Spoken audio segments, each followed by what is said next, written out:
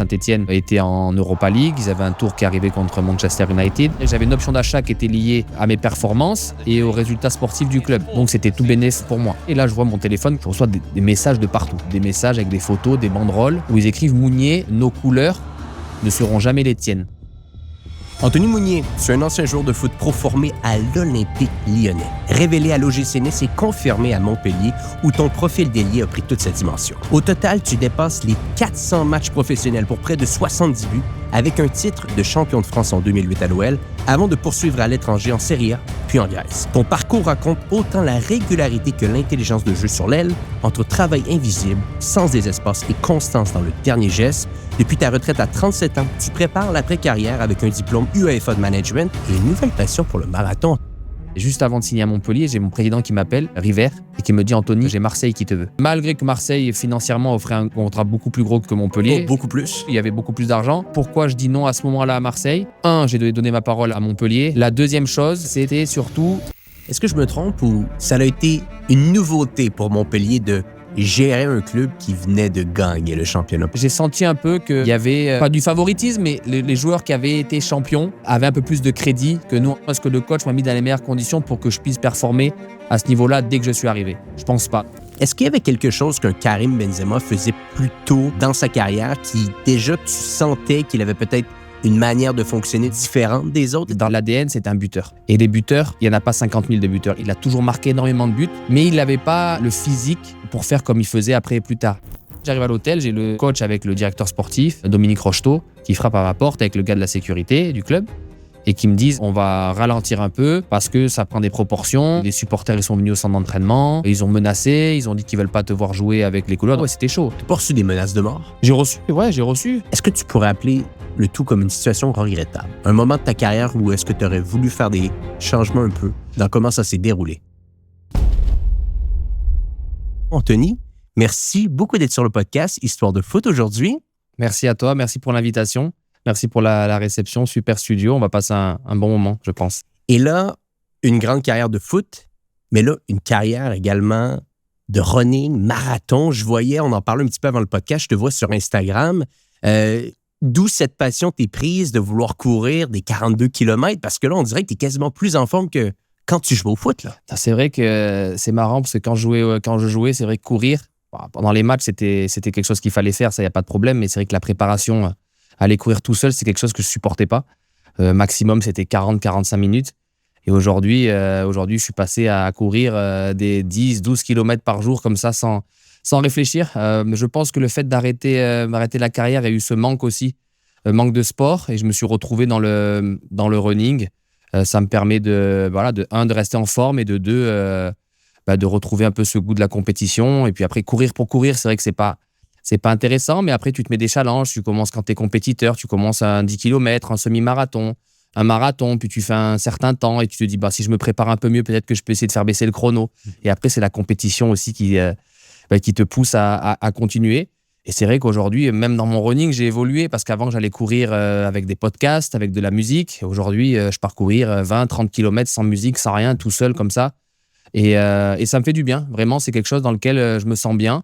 Et ça me permet de penser et de prendre des décisions par moment, des décisions importantes. Je les prends pendant mes runnings. Donc voilà, c'est un équilibre que j'essaie de trouver. Et ça me permet de rester bien. Je pense surtout mentalement aussi. Ça me fait du bien de courir et de me vider, de m'aérer la tête. Ça t'ouvre l'esprit. Et dis-moi, avec la forme physique que tu as aujourd'hui, est-ce qu'avec du recul, tu dis, avec cette force-là, j'aurais pu être encore plus performant dans le foot? Je sais pas. Après, j'ai toujours eu un gros cardio. J'ai toujours eu un gros volume de jeu. Aujourd'hui, c'est sûr que je cours beaucoup, mais c'est pas les mêmes efforts. Je pense que si je dois aller retourner sur un terrain, sprinter, faire des efforts contre efforts, c'est pas le même type d'effort. Donc, il faudrait quelques semaines, quelques mois pour se réhabituer le corps à faire ce genre d'effort. Mais c'est vrai que secrètement, j'avais pour objectif de finir ma carrière à 40 ans. J'aurais aimé aller jusqu'à 40 ans. C'est pas physiquement que ça m'a freiné, c'est plutôt au niveau des opportunités. Quand tu arrives à un certain âge, et que tu joues un peu moins. Après, il y a aussi la vie de famille. Moi, je suis bien aussi aujourd'hui en Grèce. Et je me voyais rester là-bas, trouver des projets autour de chez moi. Il y a eu quelques opportunités, mais après, quand tu fais la balance entre entre le pour et le contre, parce que comme je le disais, dans les clubs que j'ai rencontrés, que je joue en D4, Division 4 dans un pays, ou que je joue avec des champions, je mettrai la même intensité, la même éthique dans mon travail. Et après, quand tu vois que les projets sont c'est un peu bancal, je préfère prendre du temps avec ma famille et voilà, et mettre une croix sur cette carrière qui a été très bien, avec du recul, parce que quand tu es dedans, tu vois pas forcément ce que tu as fait. C'est quand tu t'arrêtes que tu vois voilà, ce que le chemin parcouru. Ça aurait pu être mieux, ça aurait pu être moins bien, mais le principal, c'est de finir sans aucun regret. Et prendre du temps un peu aujourd'hui pour retracer cette belle carrière. Avec plaisir. Tu es né en 87 en France. Là, maintenant, tu vis en Grèce, bien entendu. Tu tapes le ballon, je pense, très tôt. 3, 4 ans. Très tôt, ouais. Après, j'avais un papa qui était joueur de foot, pas professionnel, mais à un niveau amateur, qui avait un bon niveau dans la région. Et c'est vrai que voilà, j'ai été bercé depuis tout petit à aller au bord du terrain. Et puis j'ai commencé à taper mes premiers ballons, oui, à 3-4 ans. Et puis ça a été comme une évidence dans ma tête. Qu'est-ce que je voulais faire en étant plus grand? J'avais deux rêves, c'était ou pompier ou alors joueur de foot. Et je me souviens tout le temps l'anecdote de mon grand-père quand je disais que je voulais être joueur de foot. Il m'a dit non, mais joueur de foot, c'est pas un métier. Tu peux faire docteur, tu peux faire autre chose, mais joueur de foot, c'est pas un métier. Donc j'ai cette phrase dans ma tête tout au long de mon parcours, tout au long du centre de formation. Et c'est pour ça aussi j'avais à cœur aussi de poursuivre mes études, d'aller jusqu'au bac et de voir en parallèle si le foot pouvait continuer à suivre aussi. Et je t'amène à peu près 98, donc tu as 10, 11 ans à peu près. Et je pense que tu rentres dans des centres de détection de l'Olympique lyonnais. Et il y a beaucoup de jeunes, peut-être une centaine de jeunes qui arrivent, qui font des tests.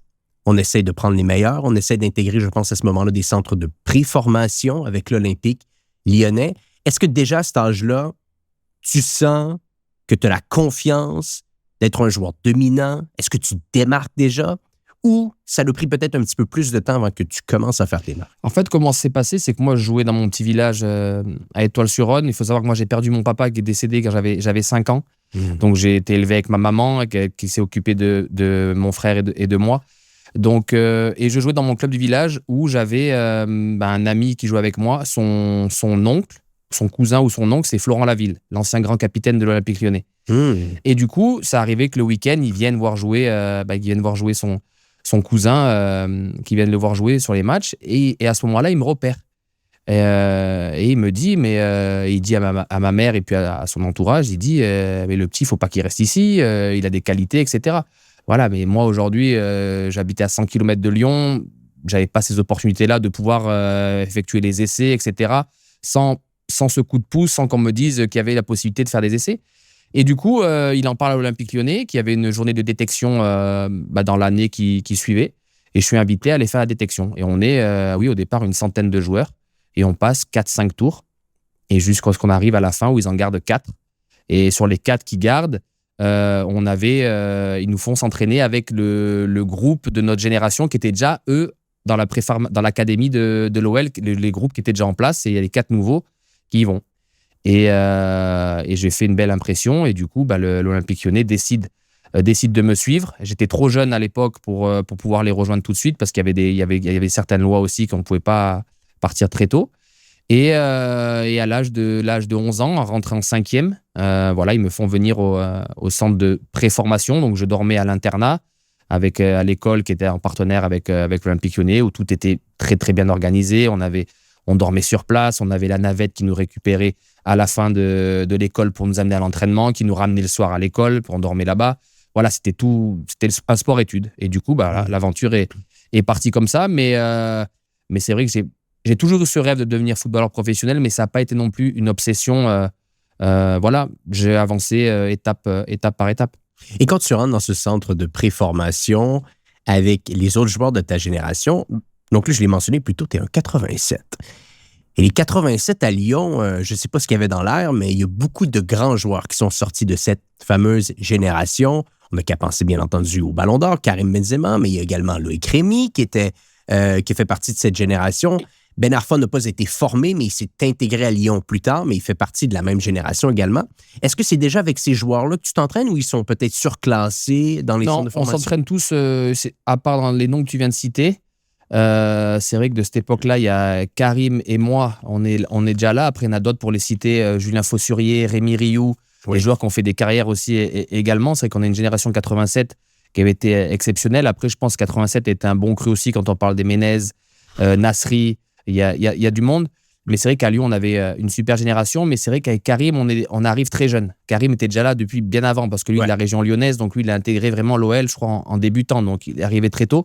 Moi, je les ai rejoints en cours de route. Après, il y en a d'autres qui sont arrivés plus tard, comme un joueur comme Loïc Rémy, comme tu citais, qui est arrivé plus tard.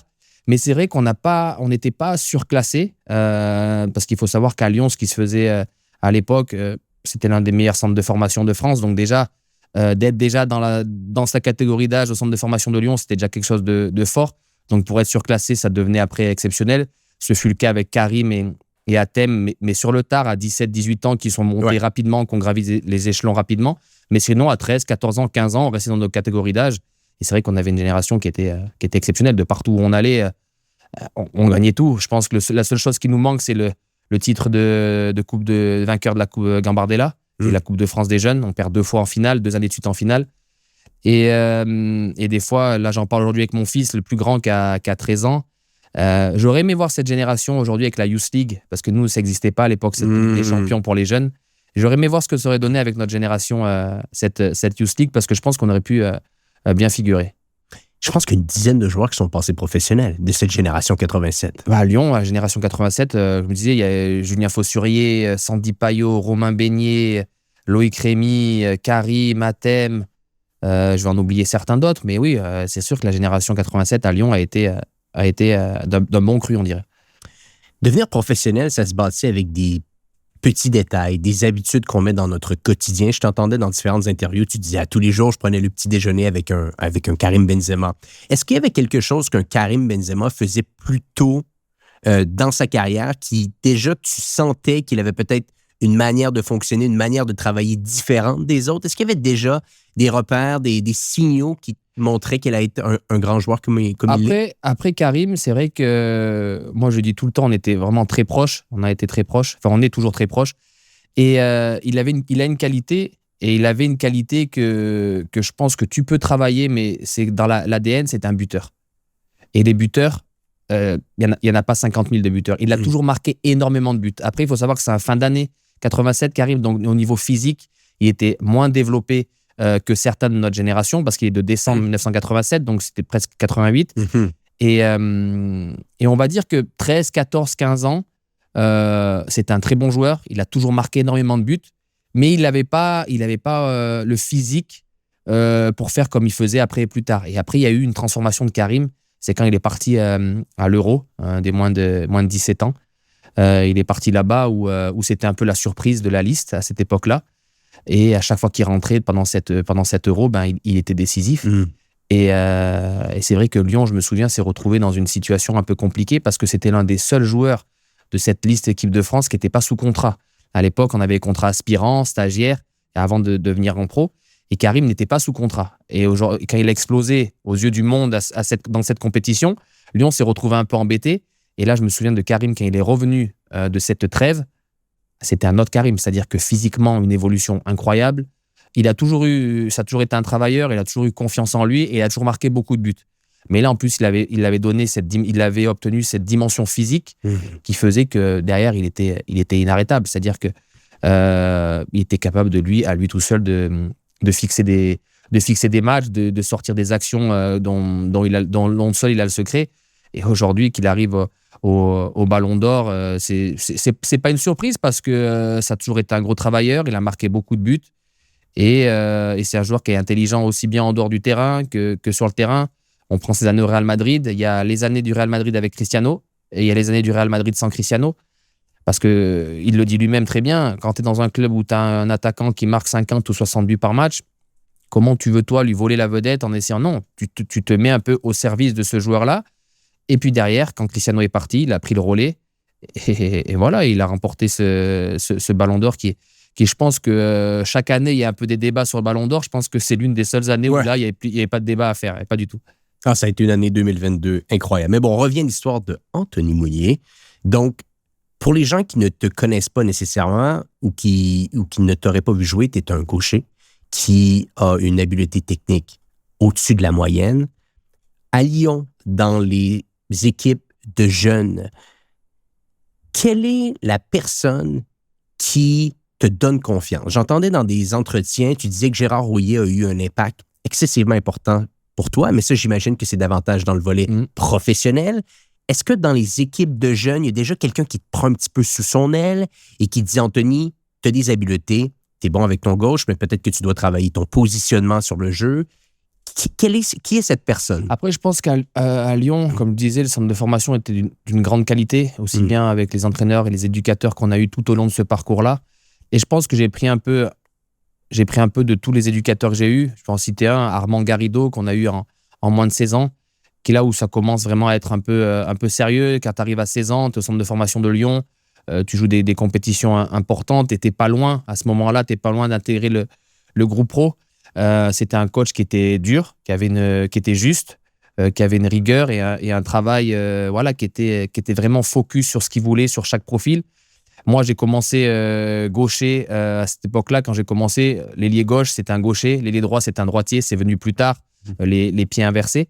Et j'avais cette faculté-là, oui, c'est vrai, à recevoir les ballons, à déborder en 1 contre 1 et centrer. Et puis après, comme je disais, dans la cage, quand tu as des numéros 9 qui la mettent au fond, voilà, on avait un schéma de jeu qui était ça. Le ballon qui arrivait sur moi, 1 contre 1. J'essayais de m'être isolé en 1 contre 1 sur le côté, 1 contre 1, centre. Et on finissait. Mais c'est vrai que tous les coachs que j'ai eus, tous les formateurs que j'ai eus à Lyon m'ont chacun apporté quelque chose parce que Lyon, c'est l'exigence. Ils te préparent pour aller au haut niveau. Donc, tu dois avoir des qualités physiques, mais il y a aussi des qualités mentales qui sont primordiales pour arriver au haut niveau. Et c'est le Lyon, on rappelle ça aux gens qui nous écoutent aujourd'hui, du début des années 2000, qui marche sur la Ligue 1 à chaque année, qui gagne le titre à chaque année. Et là, ça m'amène une question pour toi. Un jeune joueur qui voit cette équipe lyonnaise qui gagne, à ce moment-là, je crois que vous étiez à votre 5e ou 6e titre d'affilée. Toi, tu es arrivé pour le 7e. Est-ce que tu te poses des questions à savoir, vais-je être capable de percer l'équipe professionnelle parce qu'il y a du gros calibre sur le côté gauche, sur le côté droit? Ils font des achats où est-ce qu'ils vont débourser des dizaines et des dizaines de millions d'euros pour avoir des joueurs à ta position. Donc, en tant que jeune joueur, il y a cette grande équipe de Lyon, mais il y a de la concurrence.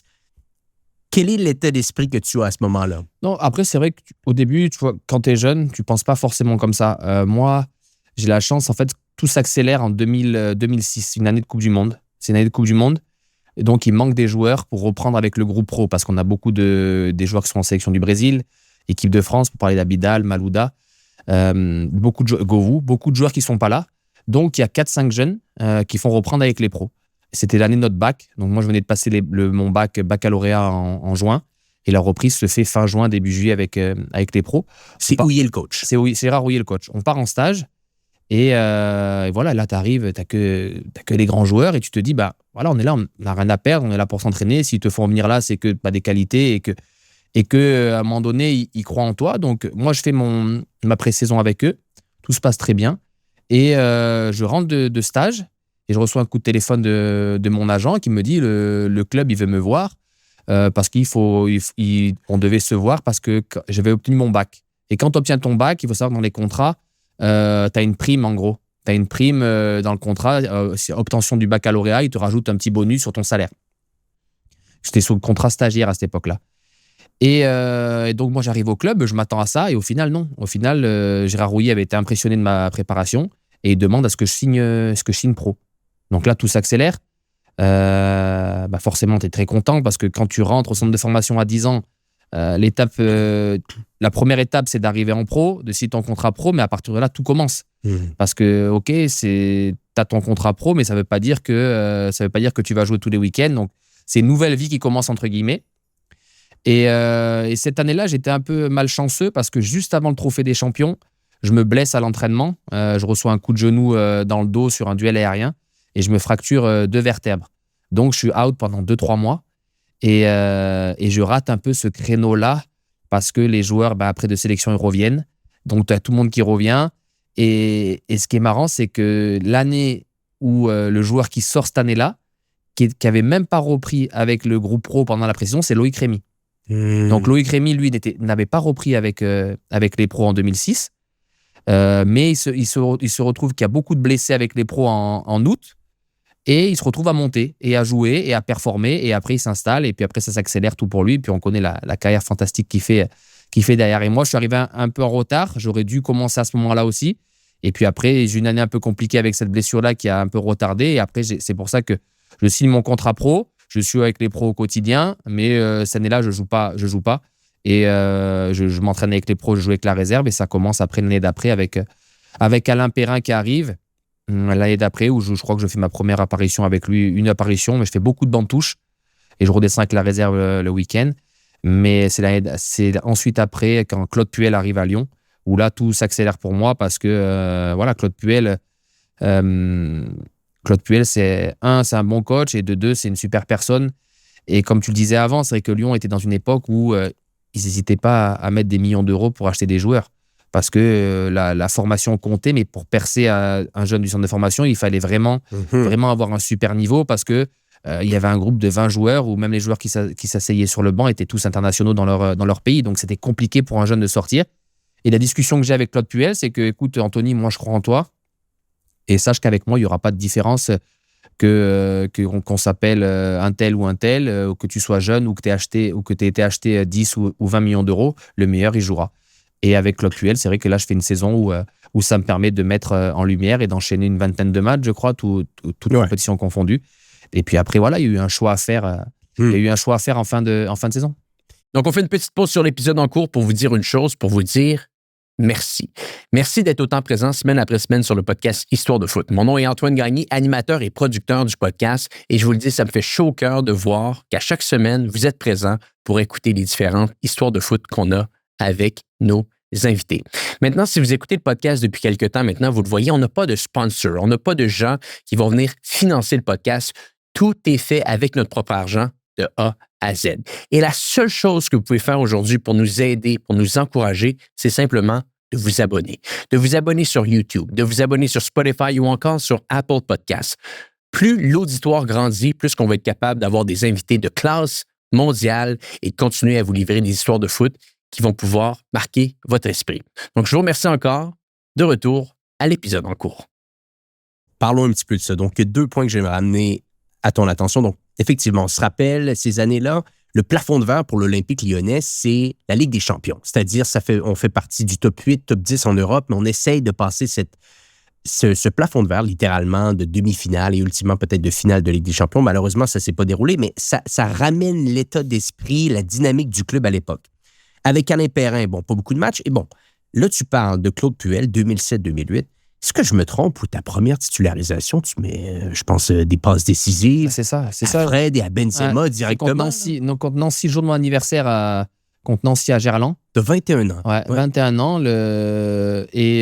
Premier match. Et je joue. Déjà, je suis surpris d'être titulaire. Je ne m'y attendais pas. Après, une fois que t'es dedans. Hein, donc, il te dit combien de jours avant? Je me rappelle plus, mais en tout cas, si je l'ai su, c'était peut-être la veille du match, mais encore, je suis pas sûr. Est-ce que la veille du match, j'ai peut-être pas relevé les informations et c'est peut-être d'autres joueurs un peu plus d'expérience qui sont venus commencer à me le dire, mais je me souviens plus trop. Mais sinon, 2 heures avant le match, 2 heures et demie avant le match, à la causerie, tu vois qu'il y a ton nom. Et puis après, c'est parti. Hein. Et du coup, non, un match bien passé où je fais deux passes décisives ce match-là où on gagne 2-0, je crois, ou 2-1 contre Nancy. Et puis après, c'est parti. Hein. Après, voilà, j'étais dans la rotation de Claude Puel à ce moment-là et ça a duré toute la saison. Et cette fameuse rotation, il y avait Bonnemère, que tu connais très bien, qui est venu sur le podcast, qui me disait un truc assez fascinant. Il dit, les matchs du mercredi, inter-équipe, étaient plus difficiles que les matchs du samedi-dimanche.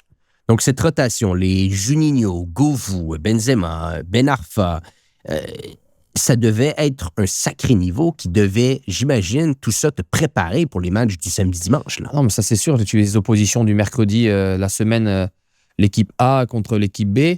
Je pense que tu mettais l'équipe B aussi en Ligue 1, elle finissait dans les 5 premiers, parce qu'il y avait un niveau qui était incroyable. On parle de joueurs qui étaient tous internationaux à leur poste, tous internationaux dans leur pays. Donc, il y avait un niveau qui était incroyable. Mais moi, ce qui m'a fasciné le plus quand je suis rentré dans ce vestiaire à Lyon, c'est que les mecs venaient de gagner 5 ou 6 titres de champion, mais ils n'étaient jamais rassasiés. C'est-à-dire qu'ils en voulaient toujours plus. Et une anecdote, je me souviens, le premier match de Alain Perrin, On gagne, il rentre dans le vestiaire et Alain Perrin, il voit commencer à faire le cri de guerre. Tu sais, à la fin du match, tu vois, un petit cri de joie parce qu'on a gagné. Mais alors que les joueurs, ils s'assoient, personne ne crie. Et il y a Juninho qui se lève, ou je ne sais plus qui c'est, il dit ici, dans ce vestiaire, on ne fait pas de cri de guerre après une victoire. Après un match, on fait un cri de guerre quand on a gagné un trophée en fin de saison. Le coach était choqué, ça démontre l'état d'esprit. Et moi, j'ai grandi, j'ai évolué avec un vestiaire comme ça, où je voyais des grands champions qui avaient tout gagné, mais par contre, c'était des gros bosseurs.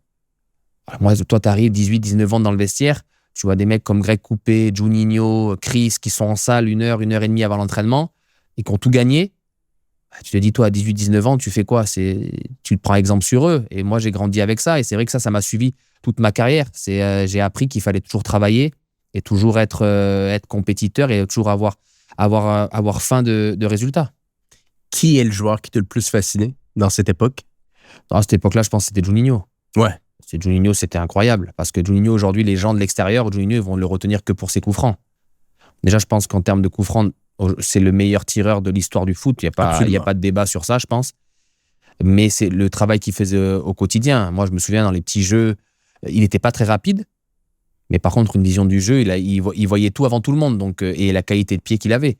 Parce que le grand public voit les coups francs du week-end, mais à l'entraînement, c'était 3 ou 4 séances par semaine de coups francs où il prenait tout seul un gardien de but, tout seul ses ballons.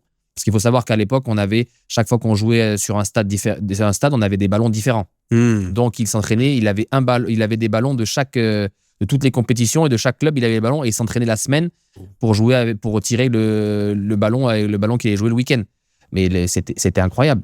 À regarder faire sur 10 coups francs, il en mettait 7, 8, 9 d'affilée, mais où il voulait.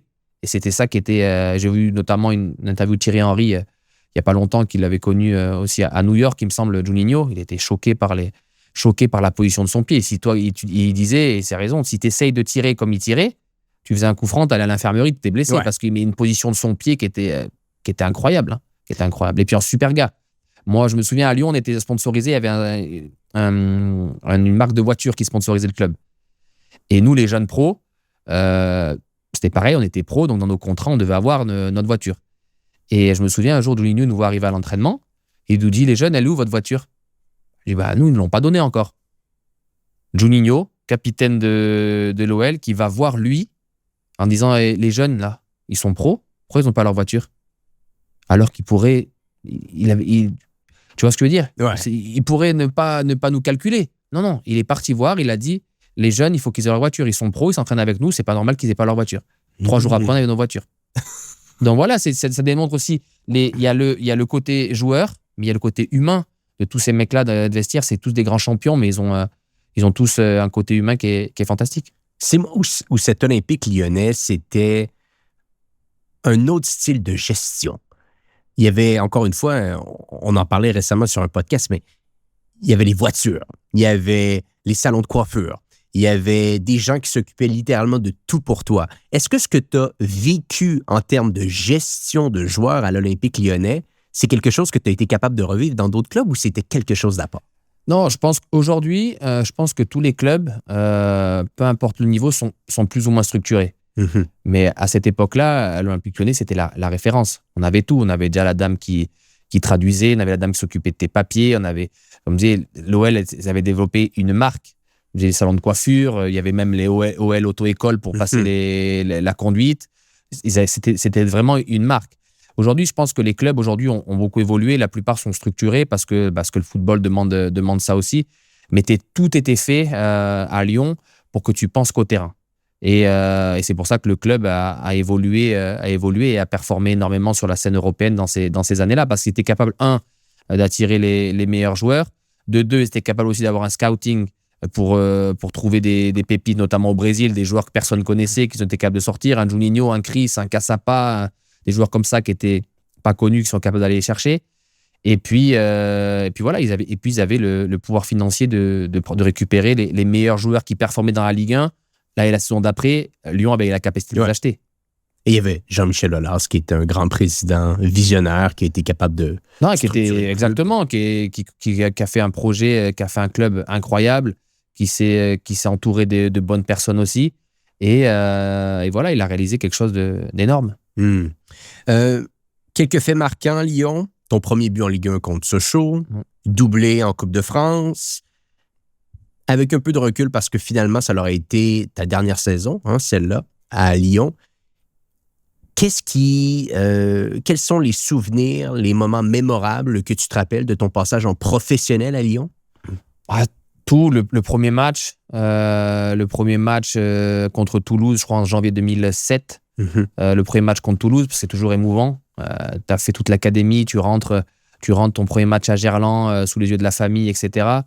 Les matchs en Ligue des Champions, les titres, et puis d'avoir côtoyé tous ces grands joueurs.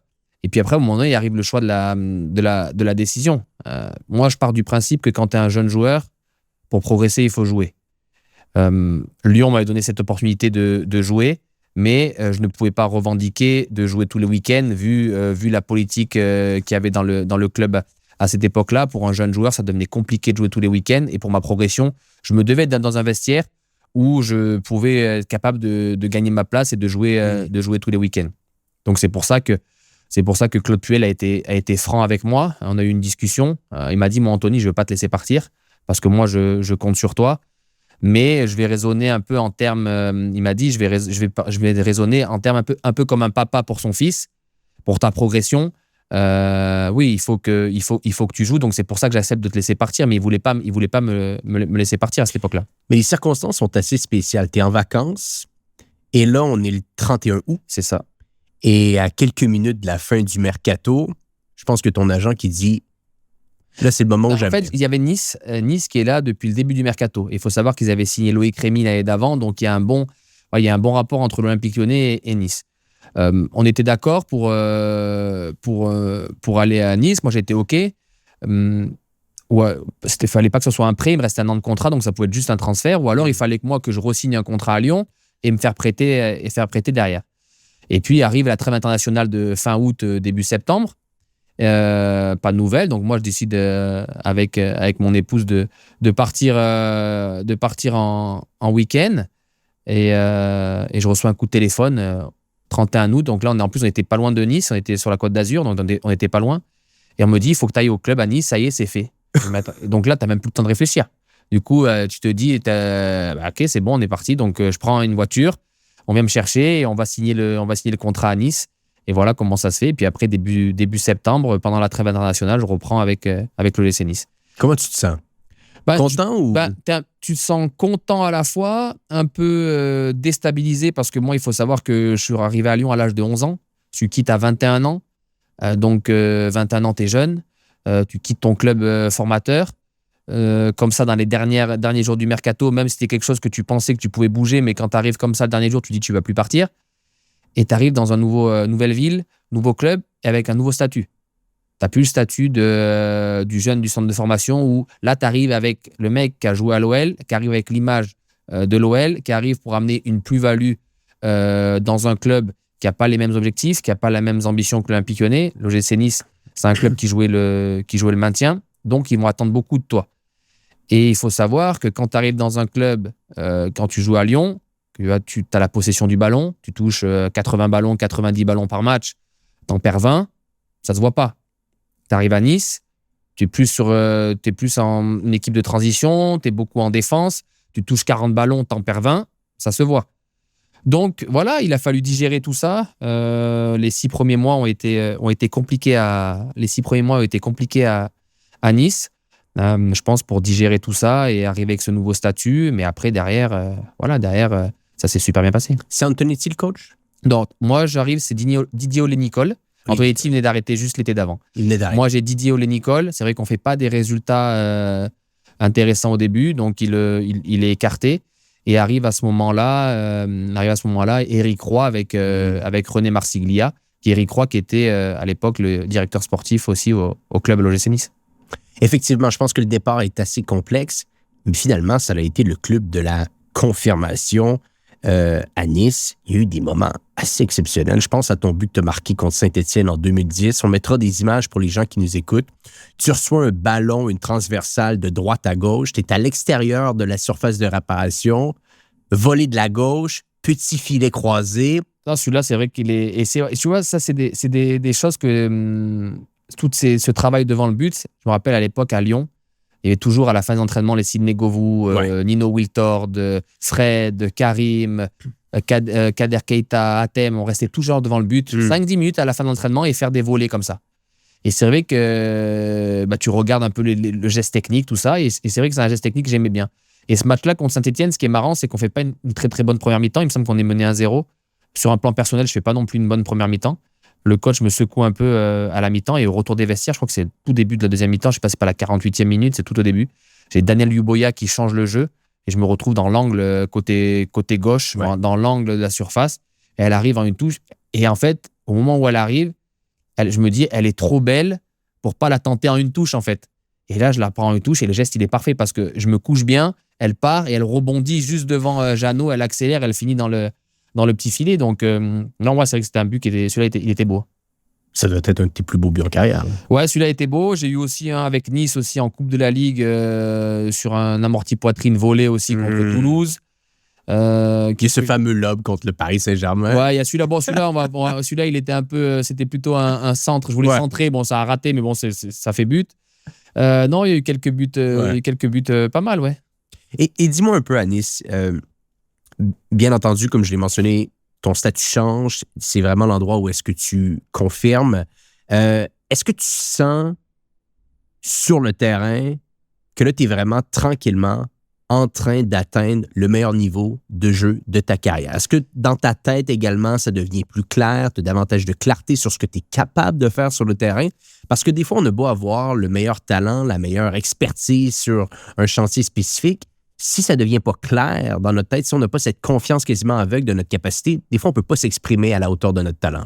C'est vrai que la fin de la première saison me permet de me remettre la tête à l'endroit sur mon potentiel, sur mes qualités, sur ce que je suis capable de faire.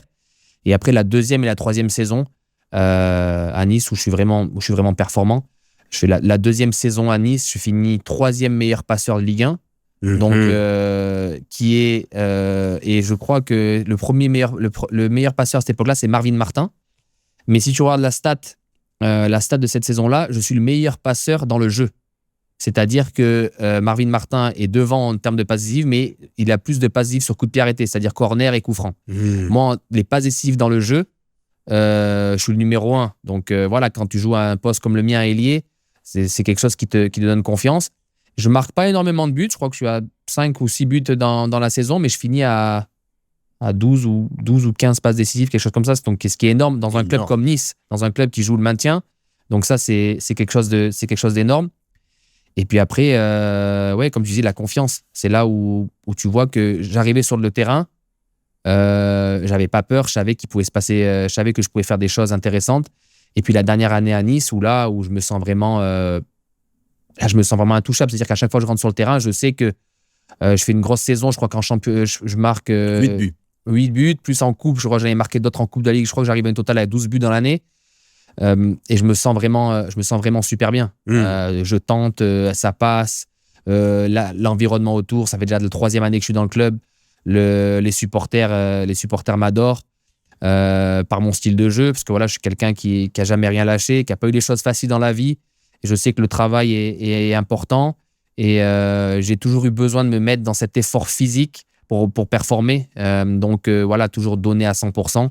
Et je pense que c'est ce que j'essaie d'inculquer aujourd'hui aussi à mes enfants, c'est qu'il y a des jours où il y a des jours sans. Mais par contre, tu n'as pas le droit de tricher dans l'effort. Dans l'effort, techniquement, il y a des jours où tu vas rater des choses, ça ne va pas être ton jour. Mais par contre, dans l'effort, tu n'as pas le droit de tricher parce que c'est ce qui montre ton état d'esprit, c'est ce qui montre que tu as faim. Et la chose, moi, que je supporte pas, c'est quand je vois des joueurs qui perdent un ballon et qui lèvent les bras ou qui s'arrêtent et qui marchent. Ça pour moi, c'est impossible. Quelle est ta relation avec les supporters? À Nice, super.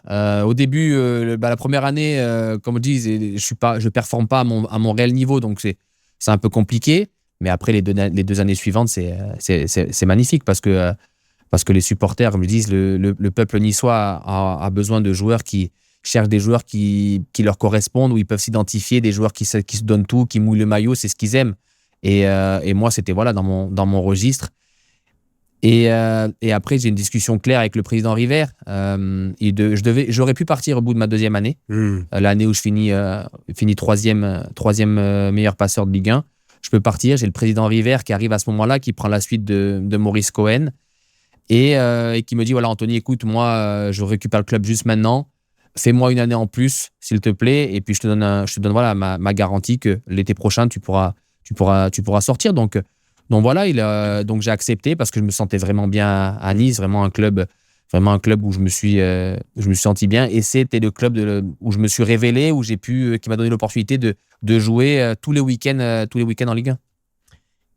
Et on s'entend, ton envie de partir ultimement se fait surtout à cause des résultats sportifs, j'aurais tendance à croire. Parce que Nice, et ça c'est important, il y a toujours plusieurs générations, on pourrait le dire un peu pour des clubs. Hein. Nice a été capable de performer les années suivantes, mais pendant ces années 2007, 2008, 2009, ou plutôt même aux alentours de 2010-2011, Nice se bat pour rester en Ligue 1. Exactement. Est-ce que c'est ça qui t'a fatigué un peu de te dire « j'ai hâte d'aller voir ailleurs » ? Non, pas ce qui me fatiguait, parce que je suis passé par là et j'ai énormément appris et j'ai énormément aimé ma période à Nice. Mais c'est vrai que quand après j'arrivais sur ma deuxième et ma troisième saison où je performais, je voulais être capable d'aller voir plus haut ce qui se faisait. Parce que jouer le maintien, c'est bien, c'est épuisant. J'arrivais en plus d'un club de Lyon où on jouait le titre, et j'arrive dans un club où on joue le maintien. Donc c'est une autre pression. Parce que jouer le maintien, quand tu te sauves à la dernière journée sur un concours de circonstances, parce que tu perds ton dernier match, et je me rappelle sur une saison, on perd notre dernier match à Valenciennes, mais on a Monaco d'ailleurs qui perd contre Lyon, et ce qui fait que c'est Monaco qui descend. Tu as une pression parce que tu as la pression de descendre, tu as la pression aussi, il faut savoir qu'un club quand il descend, tu as les salariés.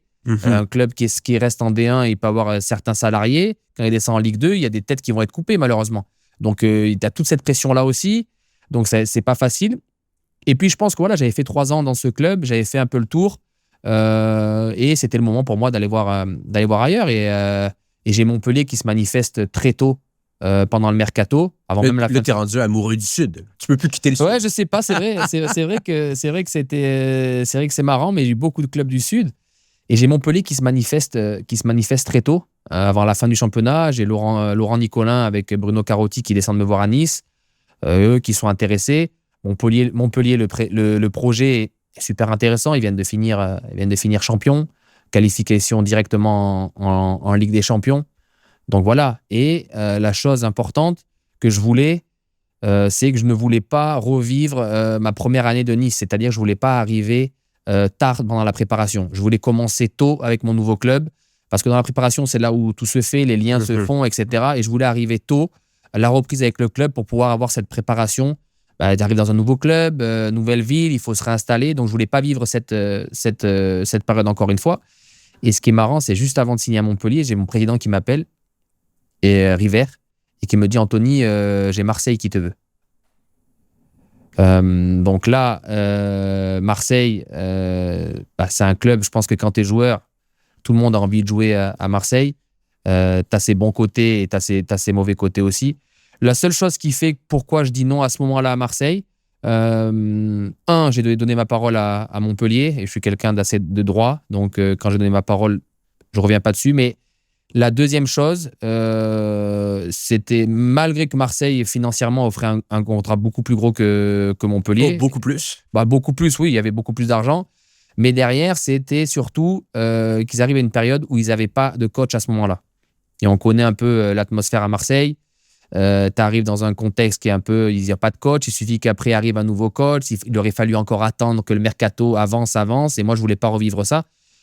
Mais c'est pas, je pense que sur un plan sportif, quand tu es joueur, jouer à Marseille c'est quelque chose, et je pense que ça aurait été, vu en plus mon tempérament et ma personnalité, et comme je dis, quelqu'un qui donne tout sur le terrain, je pense que ça aurait pu coller.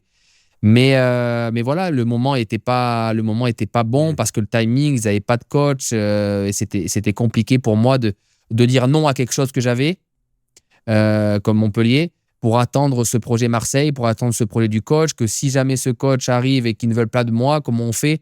Donc au final, c'est pour ça que je rejoins pas Marseille, alors que les deux présidents, Labrune et River, s'étaient mis d'accord. Contractuellement, ils offraient de l'argent plus que j'aurais pu gagner à Montpellier. Il y avait le départ à ce moment-là de André Ayou, donc le côté gauche était libre aussi. Donc voilà, il y avait tout qui faisait. Peut-être un peu sur le plan sportif, ce regret-là de ne pas avoir joué à l'OM, mais Mais derrière, quand je vois mon aventure à Montpellier, comment elle s'est passée, non, il y a pas de. Je me dis que j'ai fait le bon choix aussi. Et tu l'as mentionné rapidement, mais il faut remémorer ça à notre audience. Montpellier venait de gagner le titre. Exactement. Ils étaient champions de France à ce moment-là. Ils étaient Donc, champions de ils allaient France. jouer la Ligue des Champions. Jouer la Ligue des Champions, ça me redonnait moi l'opportunité de reconnaître la Ligue des Champions, que j'avais joué avec Lyon étant jeune. Ça permettait de la jouer, de rejouer cette compétition européenne. J'arrive aussi, je sors de Nice où mes performances avaient aussi tapé dans l'œil du staff de l'équipe de France à ce moment-là.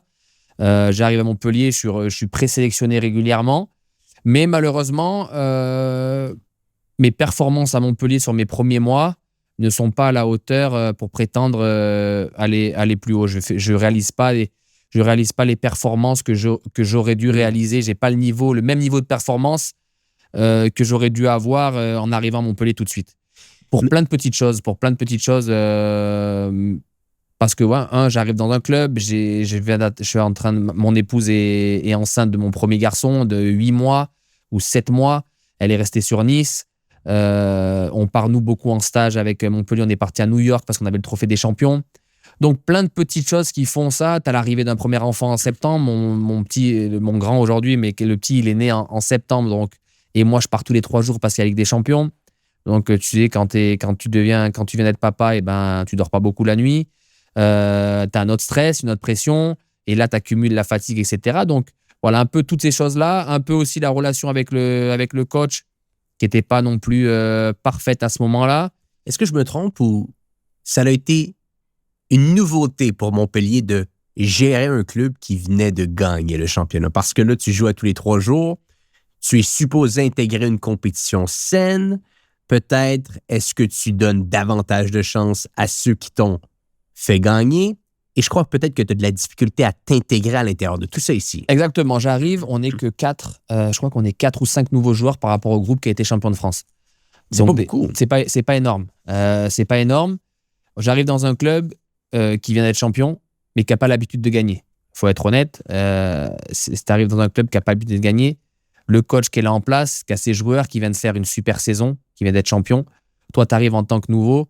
J'ai senti un peu que il y avait pas du favoritisme, mais les joueurs qui avaient été champions avaient un peu plus de crédit que nous en tant que nouveaux. C'est où tu arrivais, et dans ce cas-là, il fallait performer ce que j'aurais dû faire, mais aussi, c'est pour ça que je dis j'ai ma part de responsabilité là-dessus, parce que j'ai pas performé au niveau de performance que j'aurais dû être à ce moment-là.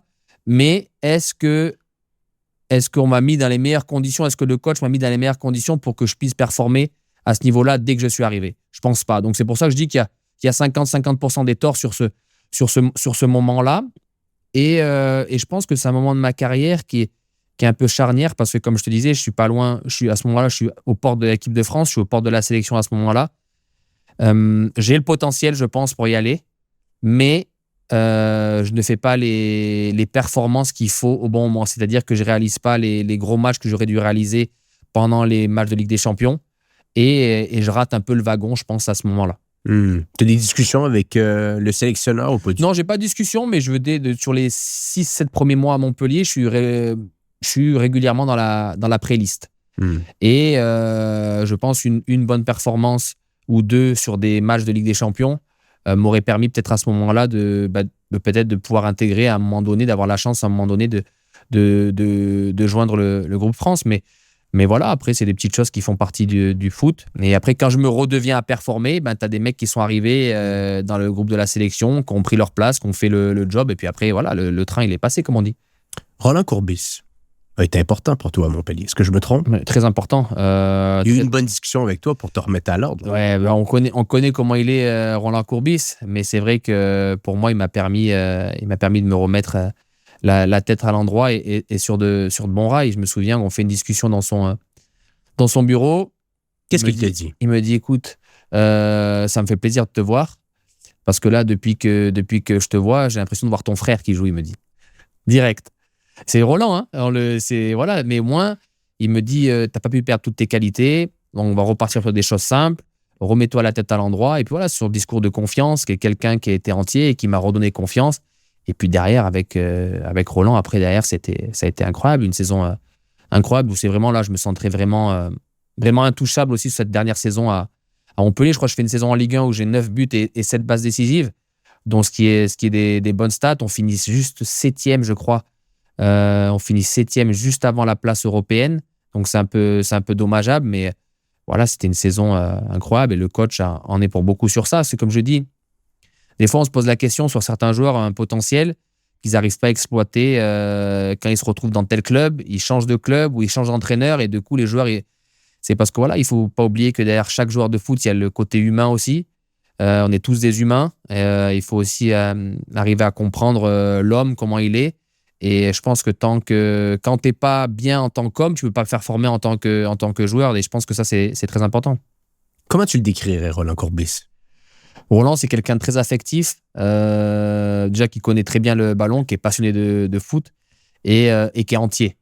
Voilà. Après il est très cash, où ça passe ou ça casse, mais par moments, voilà, il arrive à trouver les mots justes pour te remettre en confiance et à redonner un certain équilibre et une certaine confiance au groupe, à l'équipe. Quand il est arrivé, il a pris l'équipe qui était un peu malade et il a réussi à nous redresser sur la première partie de saison quand il est arrivé, à nous redresser et derrière à faire une saison exceptionnelle la dernière année. Parlons-en de cette dernière année 2014-2015 qui essentiellement est ta dernière année à Montpellier également. 9 buts, 7 passes décisives, comme tu l'as très bien mentionné. Il y a des gros matchs, des gros buts que tu marques. Est-ce qu'on pourrait dire avec du recul que c'est peut-être l'apogée de ta carrière?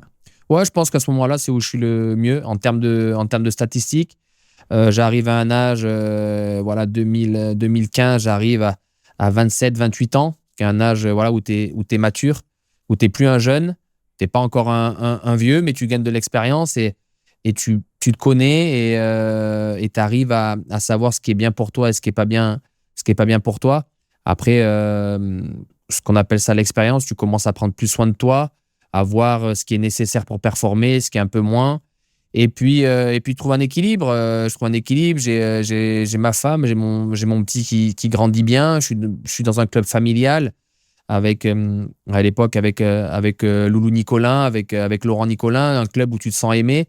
Et je pense que je suis quelqu'un d'affectif aussi, donc j'ai besoin de ressentir aussi d'être aimé pour pouvoir performer au maximum. Et je pense que beaucoup de joueurs sont dans ce cas-là, comme je te disais tout à l'heure. Quand tu es bien sur le plan humain et que tu te sens bien, c'est là où tu peux te lâcher en tant que joueur. Dans tes meilleurs buts à Montpellier, on a parlé juste avant les buts que tu as marqués à Nice, mais à Montpellier, tu en as eu des beaux aussi. Je pense à ce but contre Marseille, un ballon en profondeur. Lob. Le petit lob de manière excessivement sereine. Pas facile à faire, Non, pas facile. Il faut être relâché au bon moment. En plus, il y avait une grosse équipe de Marseille. C'est le premier match dans le nouveau Vélodrome. Ouais. C'est le match d'inauguration du nouveau Vélodrome où on gagne 2-0. Où on fait un match plein. Et sur ce match-là, en plus, c'est au mois d'août, c'est tout début de saison. Je marque le premier but et je fais passe décisive sur le deuxième but pour Morgan Sanson. Et puis ça donne le ton. Voilà, quand tu commences la saison comme ça, sur les premiers matchs où tu arrives à être décisif, tu prends confiance. Et puis on sait qu'un joueur, quand il est en confiance, c'est là où il peut performer le mieux. Contre Paris aussi. Ouais, contre Paris. Contre Paris. J'ai aussi un but contre Lens aussi dans les dernières minutes qui nous permet de continuer à croire à la course pour l'Europe. Voilà, dans les moments décisifs, j'ai été présent sur les matchs où pour gagner des points, où il fallait être décisif. J'étais dans cette optique-là sur cette saison-là. Tu performes en Ligue 1, tu es un joueur qui marque, tu es un joueur qui fait des passes décisives. Pour quelle raison, à ce moment-là, tu veux aller à l'étranger? Parce que là, j'ai l'impression que tu sembles être littéralement à l'endroit que tu as besoin d'être. Et bien entendu, on peut penser des fois que l'herbe est plus verte ailleurs. Finalement, ce n'est pas toujours le cas. Qu'est-ce qui donne envie vraiment d'aller voir à l'étranger? Ce qui me donne envie d'aller voir ailleurs, il y a deux choses. Il y a le côté, on va dire, sportif, c'est-à-dire que la Ligue 1, je la connais par cœur. J'ai fait 8 ou 9 saisons en Ligue 1. Je pensais avoir fait le tour en Ligue 1. Montpellier, j'étais très bien.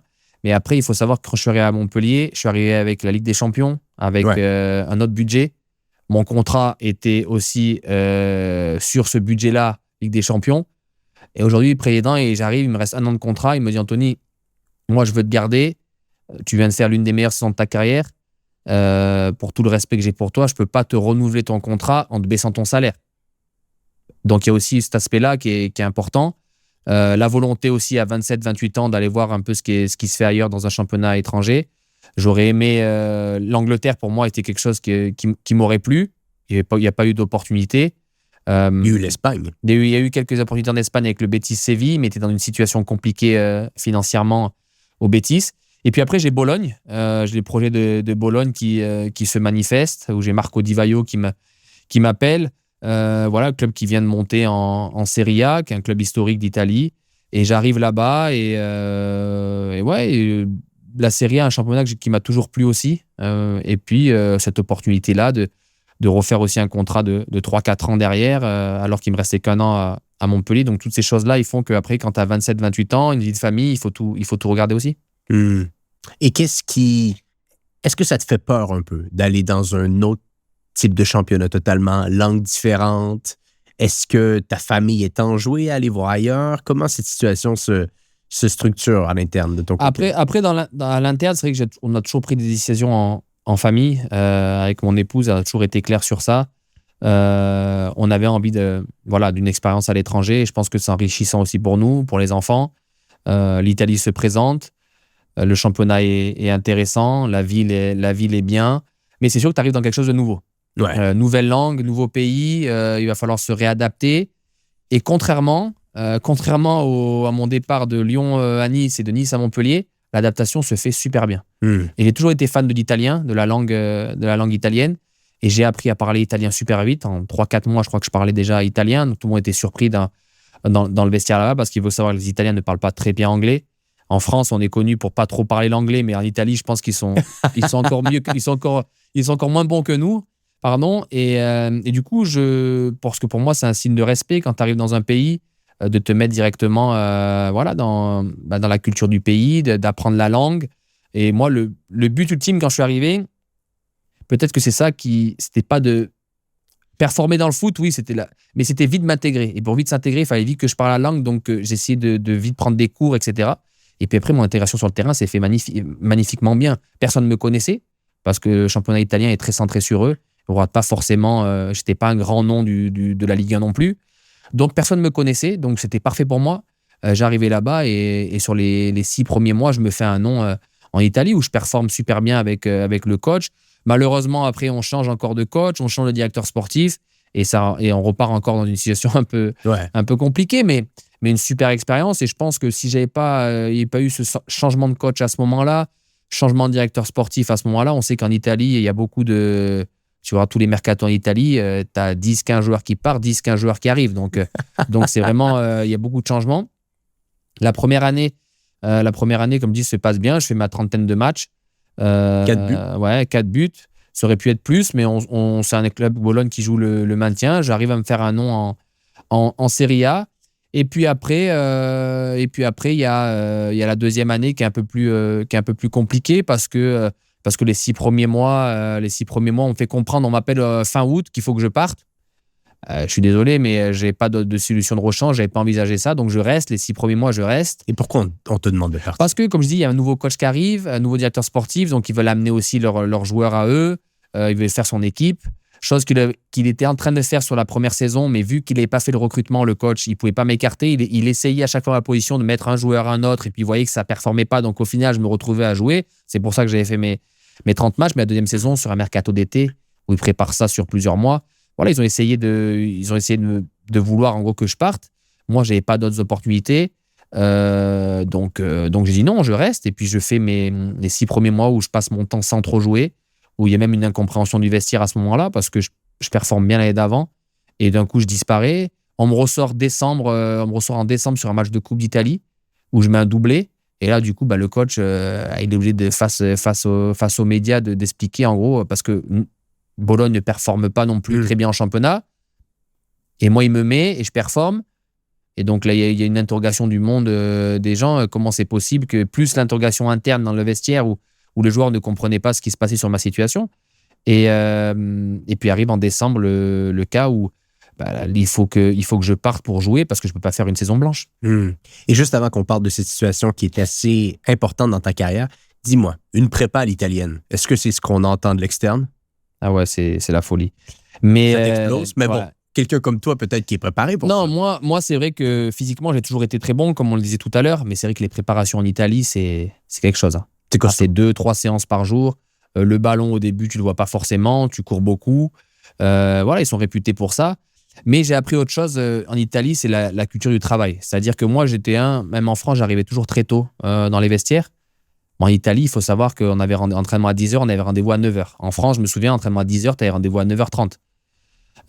Donc là, tu arrives à 9h, tu avais 1 heure, et il y a des mecs qui arrivaient à 8h, prenaient le petit déjeuner au club, qui allaient en gym à 8h30, 8h40, qui étaient à la gym, qui faisaient déjà 1 heure de gym avant d'aller sur le terrain. Et là, j'ai compris ce que c'était de travailler. Je ne dis pas qu'en France, on ne travaillait pas, mais on travaillait beaucoup moins que ça. Aujourd'hui, je pense que ça a beaucoup changé. Les clubs ont compris. Moi, les clubs où j'étais passé en France, on avait un préparateur physique pour 25 joueurs. Je suis arrivé à Bologne, qui est un club modeste de Serie A, qui n'est pas le gros club. On avait 5 ou 6 préparateurs physiques. Donc, pour montrer la différence qu'il y avait du staff aussi par rapport à l'Italie et par rapport à ce que j'avais connu en France. Donc, il y avait 2 préparateurs physiques qui restaient en salle pour individualiser ton programme. Chaque joueur avait son programme, ce qu'il devait faire avant la séance, en fonction de ce qu'on allait faire sur le terrain. Donc, c'était vraiment carré. Et j'ai appris ce goût du travail là-bas, ce goût de l'effort. Et aujourd'hui, après, devant tous les clubs où je suis passé derrière, c'est une habitude d'arriver 1h30, 2 heures avant la séance d'entraînement pour me préparer à l'entraînement. Je n'arrivais pas juste à 9h30, une demi-heure avant, mettre mes crampons et aller frapper. Non, ça, c'était pas possible. Mais bon, on revient un petit peu à ce moment-là. Janvier 2017, je crois bien. Tu as besoin de temps de jeu. Il y a une opportunité qui se présente en France. D'ailleurs, est-ce que tu voulais absolument revenir en France? Je voulais pas revenir en France, je voulais jouer. Premièrement, je voulais jouer. Aujourd'hui, je suis français. J'avais un marché en France avec le passif que j'avais en Ligue 1 en France. Et j'ai le coach Christophe Galtier qui m'appelle, qui est coach à Saint-Étienne à ce moment-là, que j'ai connu parce qu'il était adjoint d'Alain Perrin à Lyon. Ouais. Il m'appelle, il me dit Anthony, écoute, voilà, moi je suis intéressé. Quelle est ta situation? Est-ce qu'il y a possibilité de te faire revenir, etc. Voilà, moi je le vois comme une opportunité. Je dis oui, il n'y a pas de souci. Il faut que je joue. Je ne peux pas rester comme ça 6 mois de plus sans jouer. Et c'était un prêt avec option d'achat. Il faut savoir qu'à cette époque-là, Saint-Étienne était en Europa League. Ils avaient un tour qui arrivait contre Manchester United. Je crois que c'était, je sais plus, c'était 16e ou je ne sais plus quelle étape c'était dans l'Europa League. Mais voilà. Et c'était un deal qui était intéressant pour eux et pour moi. C'est-à-dire que j'avais une option d'achat qui était liée à mes performances et aux résultats sportifs du club. Donc, c'était tout bénéf pour moi. Donc, on se met d'accord. Moi, je suis OK pour les rejoindre, malgré mon passif d'ancien Lyonnais. On se met d'accord. Je prends l'avion. J'arrive à l'aéroport. J'atterris à Lyon. Il y a le team manager de Saint-Étienne qui vient me chercher. Et là, je vois mon téléphone. Quand j'allume mon téléphone, je reçois des messages de partout. Et je vois des messages avec des photos, des banderoles. Ils avaient déployé 2 banderoles dans la ville. Une au stade et une au centre d'entraînement, où ils écrivent « Mounier, nos couleurs ne seront jamais les tiennes ». Alors moi, j'appelle, on fait le point avec mon agent, on dit « Qu'est-ce qui se passe ? Vous êtes sûr, il n'y aura pas de problème, voilà, comment on fait ?» Non, pas de problème, on fait la visite médicale, on signe, etc. Donc, je fais la visite médicale, je signe mon contrat et je rejoins l'équipe qui était en mini-stage à Toulouse, parce qu'ils jouaient le week-end contre Toulouse. Donc, je les rejoins là-bas. Je m'entraîne avec eux, je fais connaissance avec tout le monde, je m'entraîne avec eux, tout se passe bien. Et là, j'arrive à l'hôtel la veille du match. Ils me donnent mes maillots, mes équipements, tout. Veille du match, j'arrive à l'hôtel, j'ai le coach avec le directeur sportif, Dominique Rocheteau, qui frappe à ma porte avec le gars de la sécurité du club et qui me disent on va ralentir un peu parce que ça prend des proportions. Les supporters ils sont venus au centre d'entraînement. Ils ont menacé, ils ont dit qu'ils ne veulent pas te voir jouer avec les couleurs. Donc, pour ce match-là, on ne va pas te faire jouer parce qu'il faut savoir que tu ne peux pas faire 3 clubs dans la même saison. Donc, moi, si je rentrais avec Saint-Étienne et que ça se passait pas bien, qu'on devait arrêter, je n'aurais pas pu re-signer dans un 3e club. Donc, je me retrouvais après 6 mois où je ne pouvais rien faire. Donc, on temporise. Et puis là, c'est vrai que ça a pris des proportions. Voilà, les supporters étaient déterminés. Nous, on ne veut pas qu'ils jouent pour Saint-Étienne. S'ils jouent contre Manchester United, on va faire annuler le match, on va mettre des projectiles, des fumigènes, etc. Ouais, c'était chaud. Tu as reçu des menaces de mort? J'ai reçu. C'est vrai, à cette époque-là, je n'avais pas de réseaux sociaux, heureusement, je pense. Mais voilà, il y a eu beaucoup de choses qui ont été dites, écrites. Personnellement, ça faisait un peu peur. Après, c'était surtout pour ma famille. Moi, j'habite à 1 heure de Saint-Étienne. La plupart de ma famille, c'est tous des supporters de Saint-Étienne. Mon papa et était un grand fan de Saint-Étienne. Donc, voilà, il y avait toutes ces choses-là. Mais moi, quand j'arrive dans un club, c'est pour ça que j'avais dit en conférence de presse, à ma présentation, moi, je suis prêt à rencontrer les groupes de supporters pour leur expliquer ce qui s'est passé, ce qui s'est dit il y a une dizaine d'années. C'était à chaud pendant un match. Et puis, mais ça va pas. Je vais pas mettre le maillot de Saint-Étienne et boycotter le club. Si je viens ici, c'est pour tout donner, comme j'ai toujours fait dans tous les clubs où je suis passé, et il y aura pas de problème. Juste laissez-moi la chance de démontrer ça. Et au final, ça n'a pas pu être possible. Et pour situer les gens qui nous écoutent, dans un match à Nice, quand vous jouez contre Saint-Étienne, à un certain moment donné, tu dis un commentaire concernant les Stéphanois, tu es dans un match de foot. Je veux dire, l'ambiance est chaude, c'est normal, tu défends le maillot de Nice, tu joues contre Saint-Étienne, et ce passage-là, où est-ce que tu dis, bon, certains mots qui n'ont pas plu aux supporters stéphanois, ressurgit 7 ans plus tard. C'est ça. C'est-à-dire, moi, il faut remettre dans le contexte. Je suis formé à Lyon. Donc à chaque fois que je vais jouer à Saint-Étienne, chaque fois que je vais jouer à Saint-Étienne, je me fais siffler, insulter, mais ça fait partie du jeu. Il y a pas de problème. Et ce qui est marrant, c'est que je crois que Saint-Étienne, c'est ma proie favorite en Ligue 1. C'est-à-dire que je crois que c'est le club contre qui j'ai marqué le plus de buts. C'est là que tu as marqué ton but incroyable avec Jeannot. Et d'ailleurs, Jeannot, je crois que c'est le gardien contre qui j'ai marqué le plus de buts. Ah, vraiment? Et du coup, on joue là-bas à Geoffroy Guichard. Il faut savoir que Nice, on joue le maintien à ce moment-là. On va à Saint-Étienne, qui n'est jamais un environnement facile d'aller jouer là-bas. Et on joue là-bas. Et dès que je touche le ballon, je me fais siffler, insulter, etc. pour mon passé de Lyonnais. Et on gagne 3-2 ce match-là. Et je marque 2 buts. Et sur le troisième but qu'on marque, on est à 2-2. Le troisième but qu'on marque, c'est François Clerc qui le marque, qui est un ancien Lyonnais aussi. Sur corner, je crois, ou au coup franc, je ne sais plus comment ça se passe. Il marque, et c'est vrai qu'au moment où on court, on se retrouve. J'ai des paroles déplacées envers le supporter Saint-Étienne, parce qu'un peu avec François Clerc, un ancien Lyonnais, c'était un peu notre derby à nous. Donc j'ai des paroles un peu déplacées, mais j'ai aucun geste envers la tribune. C'est vraiment en interne quand on se regroupe. Et là, juste derrière la cage, à ce moment-là, il y a une caméra. C'est une petite caméra de OGC Nice TV à l'époque. Mais ça ne fait pas de bruit à ce moment-là. Et après, quand je signe à Saint-Étienne, il y a un supporter qui retrouve le passage et qui met sur les réseaux sociaux. À cette époque-là, les réseaux sociaux n'existaient pas. Et à cette époque où j'ai dit cette phrase-là. Et il met cette phrase-là sur Twitter. Et là, c'est parti. Il faut savoir que Saint-Étienne, voilà, c'est un club où les fans sont très engagés. Et là, la phrase, elle part. Comment on peut signer un joueur comme ça? Tout le monde se monte la tête, etc. Et là, ça prend des proportions qui sont incroyables. C'est-à-dire qu'ils arrivent au centre d'entraînement. Ils disent au président, moi, le président, il me dit non, je pense que je vais pouvoir régler la situation. C'est une minorité, etc. Ils arrivent au centre d'entraînement. Je ne sais plus combien de supporters. Il y en a qui menacent. Moi, si je le croise en ville, je lui casse les jambes. Il faut que je le fasse de la prison. Je ferai de la prison, c'est pas grave. Moi, j'aime plus Saint-Étienne que ma femme. Des trucs de malade, hein. Et là, le club, ils envisagent même de me laisser dormir au centre d'entraînement à l'Etra avec de la sécurité. Je leur dis, mais attendez les gars, c'est pas une vie. Moi, je peux pas dormir tous les jours au centre de formation avec de la sécurité. Je peux pas rester dans ces conditions-là. Donc du coup, le contrat étant signé, on est obligé de trouver vite une solution. Donc moi, qu'est-ce qu'ils font? Ils m'exfiltrent de Toulouse en avion. Ils me disent, écoute, voilà, tu prends un vol, ils me prennent l'avion avec un membre de la sécurité et j'attends à l'hôtel à Lyon. Il restait 48 heures de mercato. Donc j'attends dans un hôtel à Lyon avec la sécurité en bas. Et j'attends. Il fallait trouver une solution parce qu'il fallait casser mon prêt à Saint-Étienne pour repasser par Bologne et que Bologne ait retrouvé un accord avec notre club pour faire le prêt avec Bologne. Et toi, comment tu te sens? Parce que là, il y a tout ce volet business, mais là, il y a un être humain derrière ça qui reçoit des menaces de mort, qui a une famille. Non, ça, au début, c'est compliqué. Ça a été dur, mais moi, je suis focus, je suis dans le truc. C'est-à-dire que là, je suis plus dans...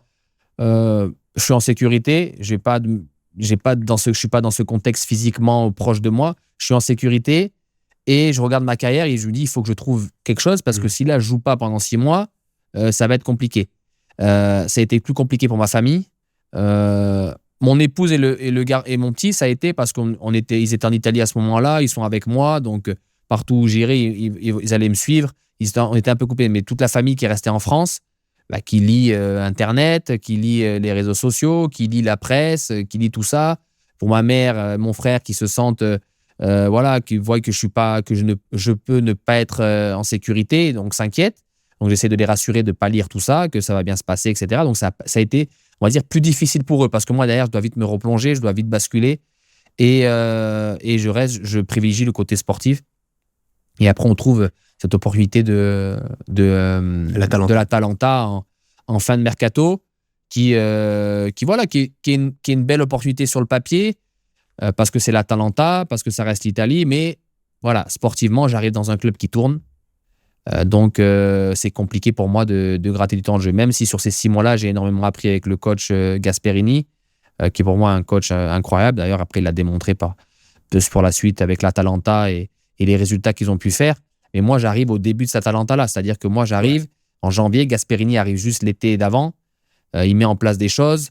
Il faut savoir qu'en octobre, l'Atalanta n'est pas loin de le virer parce qu'il ne gagne pas beaucoup de matchs. Les joueurs ont du mal à s'adapter à son système de jeu, à son exigence. Et puis derrière, après, sur un match, je crois, contre Naples, où il fait jouer beaucoup de jeunes. La plupart des gens, ils m'ont raconté, la plupart des gens se disent, le gars, il veut se faire virer, en fait. On joue contre Naples à domicile, il n'envoie que des jeunes inconnus. On va en prendre combien? Et il veut se faire... Et au final, non, il gagne contre Naples avec tous ces jeunes. Et derrière, ça part l'Atalanta des Spinazzola, Petagna, Papou Gomez, Andrea Conti, Franck Kessié. Voilà, tous les joueurs aujourd'hui qu'ils ont vendus derrière des 20-30 millions d'euros. Donc voilà, et puis après, et puis moi, pendant ces 6 mois, j'ai gratté un peu de temps de jeu, mais pas suffisamment. D'ailleurs, parmi tous les coachs que tu as eu dans ta carrière, un peu, parce que là, tu parles de Gasparini, qui est un coach exceptionnel. C'est exceptionnel ce qui s'est déroulé avec l'Atalanta, qui, je crois, si c'est pas l'année dernière ou l'autre d'avant, ils ont gagné la Coupe de la Europa League. Lesquels ont vraiment eu un impact important dans ta manière de voir le foot? Bien entendu, tu as parlé de Puel. Oui, Puel était important. Gérard Rouillet était important parce qu'avec Rémi Garde, qui est son adjoint, et Bruno Genesio aussi, qui est dans le staff, qui ont cru en moi, qui a commencé à me faire monter avec les pros. J'ai même Paul Le Guen aussi, qui était au tout début avant, qui m'avait fait monter avec les pros à cette époque-là. Quand j'avais juste 18 ans, je m'entraînais de temps en temps avec les pros pendant la trêve internationale. Après, j'ai eu à Nice Éric Roy et René Marsiglia. À Montpellier, Roland Courbis. Ensuite à l'Atalanta Gasperini, qui, même si sur le côté humain, c'était pas le meilleur des coachs. Est-ce que c'est pas quelque chose qui revient souvent? Les grands tacticiens n'ont peut-être pas l'intelligence émotionnelle des Ancelotti ou des autres. Après, je pense que c'est pour ça que Gasperini, avant son expérience à l'Atalanta, n'a pas duré longtemps dans les gros clubs. Parce qu'au niveau du management avec les joueurs, c'était pas le top. Je pense qu'il a énormément appris pendant ces saisons avec l'Atalanta parce que quand il a qualifié l'Atalanta en Coupe d'Europe, il a dû s'adapter. Parce que quand tu joues une fois par semaine, tu peux parler qu'à 14 ou à 15 joueurs. Mais quand tu joues tous les 3 jours, tu es obligé d'avoir un groupe plus large, tu es obligé de t'ouvrir et de garder tout le vestiaire concerné. Et je pense que moi, je suis arrivé au début où on jouait une fois par semaine et il parlait à ses 14, 15, 16 mecs et les autres, il les calculait pas trop. C'est pas de manque de respect, mais voilà, il les calculait pas trop. Après, je pense qu'il a évolué sur ça. Et c'est pour ça qu'après, son management a changé et qu'il a pu faire ces résultats-là avec l'Atalanta. Parce qu'aujourd'hui, tu peux être le plus grand tacticien. Je pense qu'il y a le côté management devient aujourd'hui même plus important que le côté tactique. Parce que tu as un vestiaire à gérer, tu as des hommes à gérer. Et on va dire les joueurs les plus importants, c'est pas ceux qui jouent. Les joueurs les plus importants, c'est ceux qui ne jouent pas. Parce que si ceux qui ne jouent pas décident de te saboter, décident de te mettre dehors, ils vont le faire parce qu'ils vont faire une alliance qui vont faire que le coach, on ne le supporte pas, à l'entraînement, on ne va pas donner. Et derrière, ça ne peut pas aller. Aujourd'hui, la force d'un grand coach, je pense, c'est de pouvoir gérer tout un groupe, de garder tout le monde concerné, que tout le monde se sente important. Est-ce qu'avec du recul, Saint-Étienne, Atalanta, Bologne, bien entendu, Bologne, ça l'a très bien débuté. Il y a eu une deuxième saison qui a été compliquée. On vient de parler également de l'événement à Saint-Étienne. La structure déjà établie, peut-être un petit peu à l'Atalanta, qui impacte un petit peu, on pourrait dire, ton intégration. Est-ce que tu pourrais appeler le tout comme une situation regrettable? Un moment de ta carrière où est-ce que tu aurais voulu faire des changements un peu dans comment ça s'est déroulé? Changement, je pense pas, parce que je n'ai pas de regrets, parce que les opportunités étaient là. Je pense que c'est à partir de là où il y a eu un déclin dans ma carrière. Clairement, l'opportunité Saint-Étienne arrive au bon moment parce que si je rejoins le club et que je joue et que je performe, je pense que je repars pour rester encore dans les top ligues et remet un coup de pouce, je pense, à ma carrière.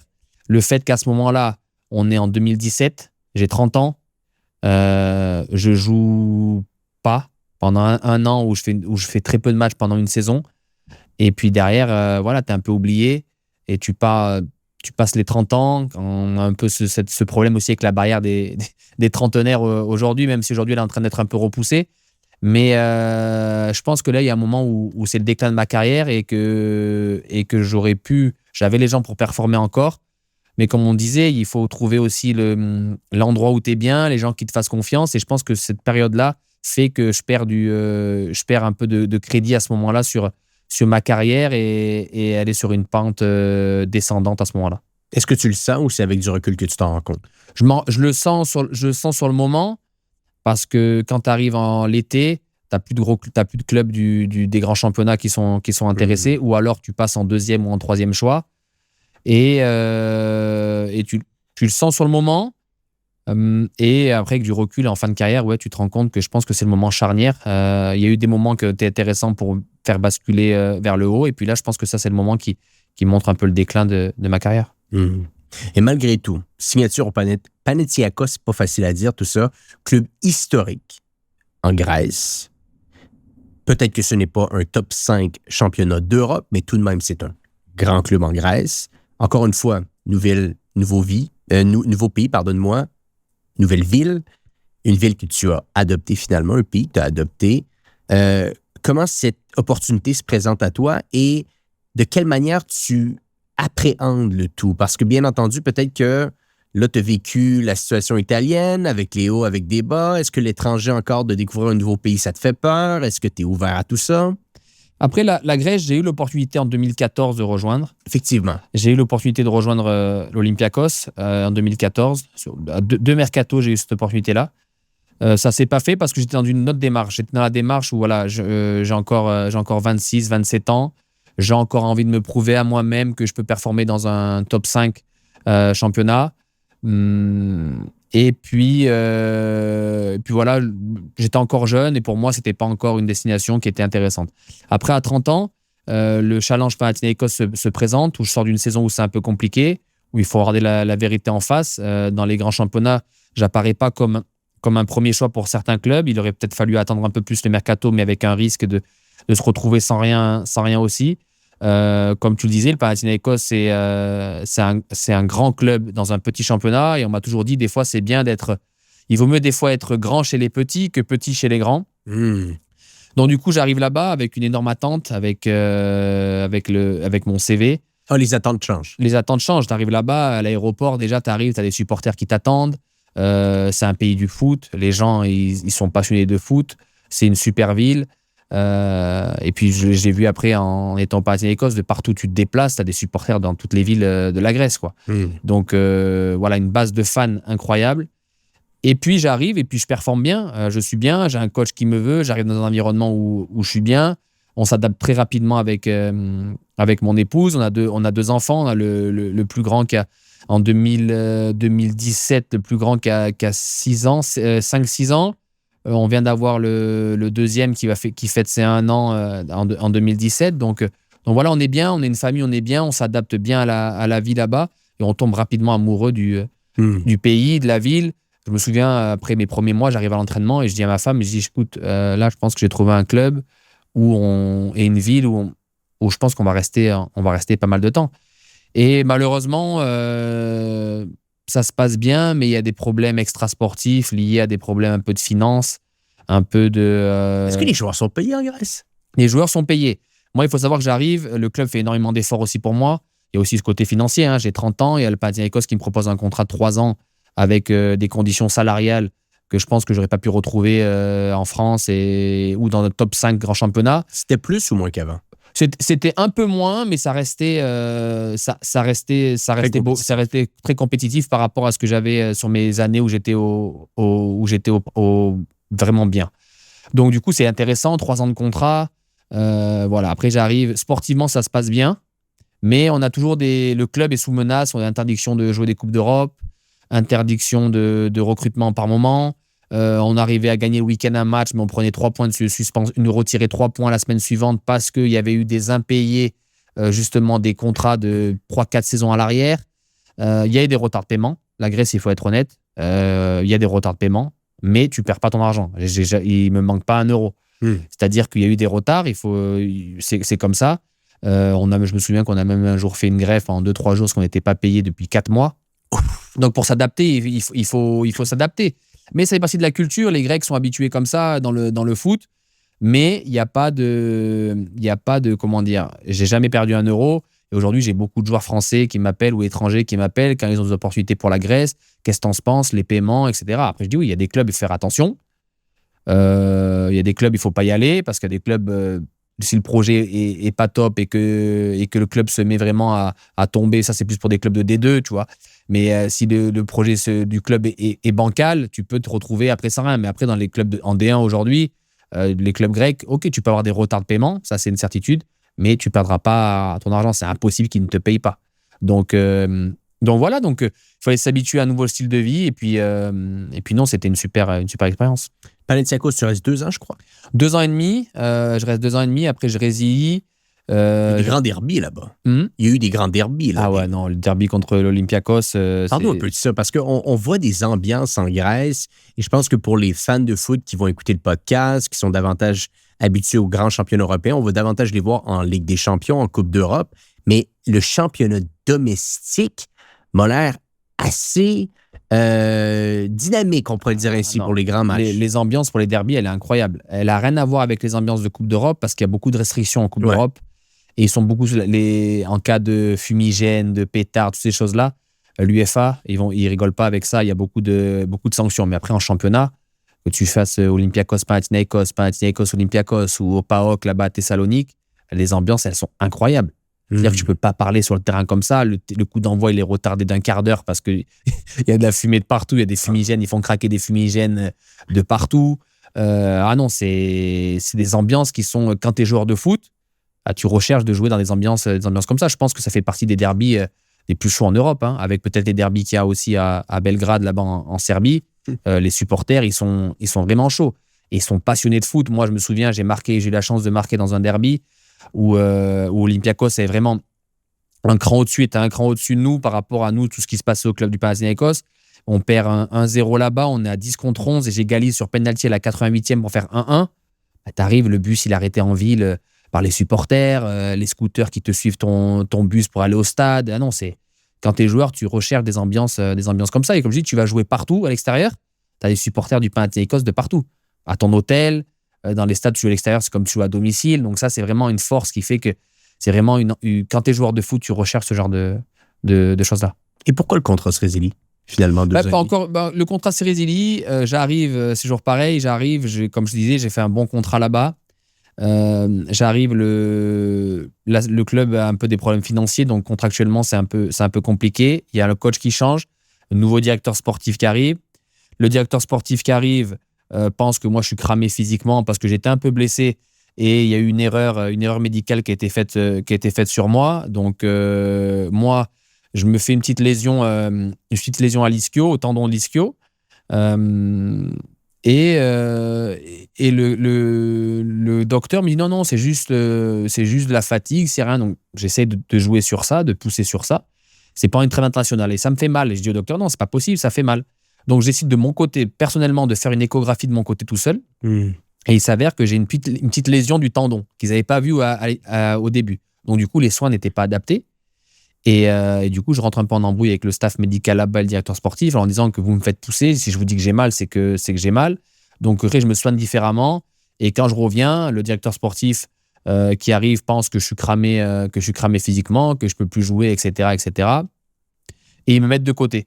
Il y a un épisode qui est marrant parce que le coach a des mauvais résultats et à ce moment-là, il n'est pas loin de pouvoir changer de coach. Donc, égoïste, moi en tant que joueur, j'attendais que ça aussi parce que ça me permettait moi de revenir dans l'équipe en tant que changement de coach, tout est remis à zéro.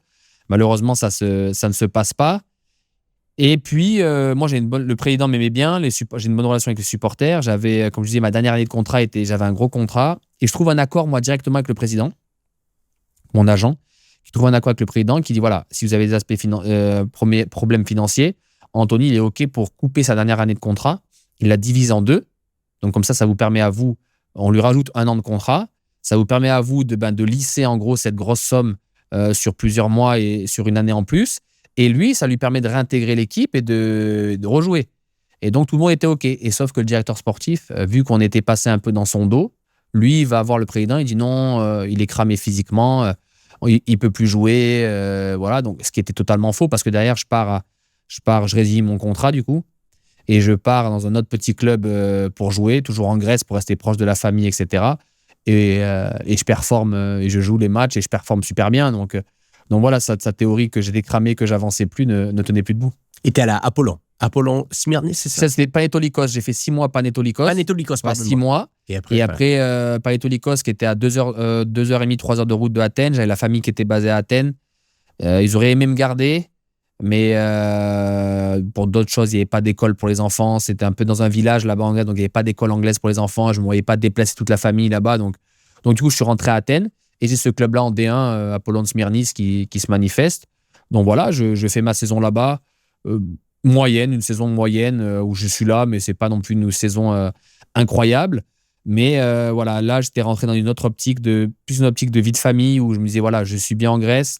À part s'il y a des opportunités financières dans des pays un peu exotiques pour prendre de l'argent, ma priorité reste ma famille. Je ne pouvais pas partir et jouer un an loin d'eux parce que j'ai besoin, comme je disais, le côté humain est super important. Et moi, en tant que joueur, j'ai besoin de me sentir bien en tant qu'homme pour pouvoir faire performer en tant que joueur. Et pour être bien en tant qu'homme, il faut que je sois proche de mes enfants et de ma femme au quotidien. Donc, ce n'était pas envisageable de refaire une expérience d'être un an loin d'eux pour pouvoir aller jouer, à moins que ça aurait été des sommes astronomiques. Dans ce cas-là, on joue avec la tête. Là. Voilà, on joue comme ça et on se dit qu'on se réconforte un peu avec le côté financier et on aura le temps de profiter de la famille après.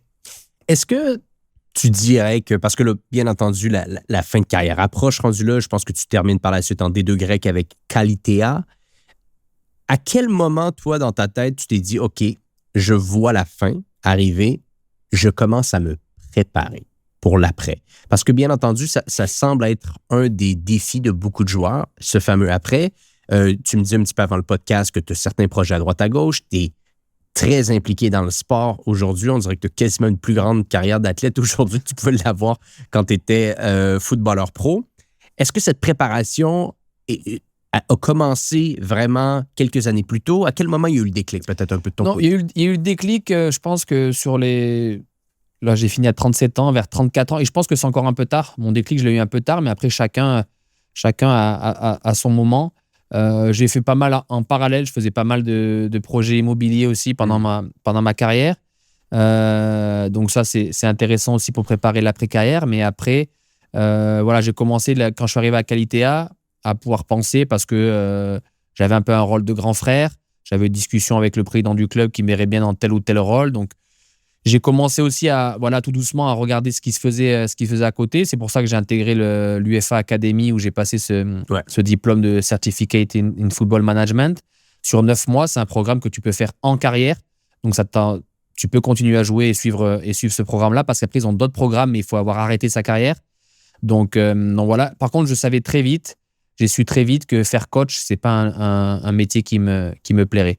Après, aujourd'hui, en voyant un peu mes enfants jouer, je me dis pourquoi pas faire coach des jeunes, mais coach en pro, je pense que c'est quelque chose qui me...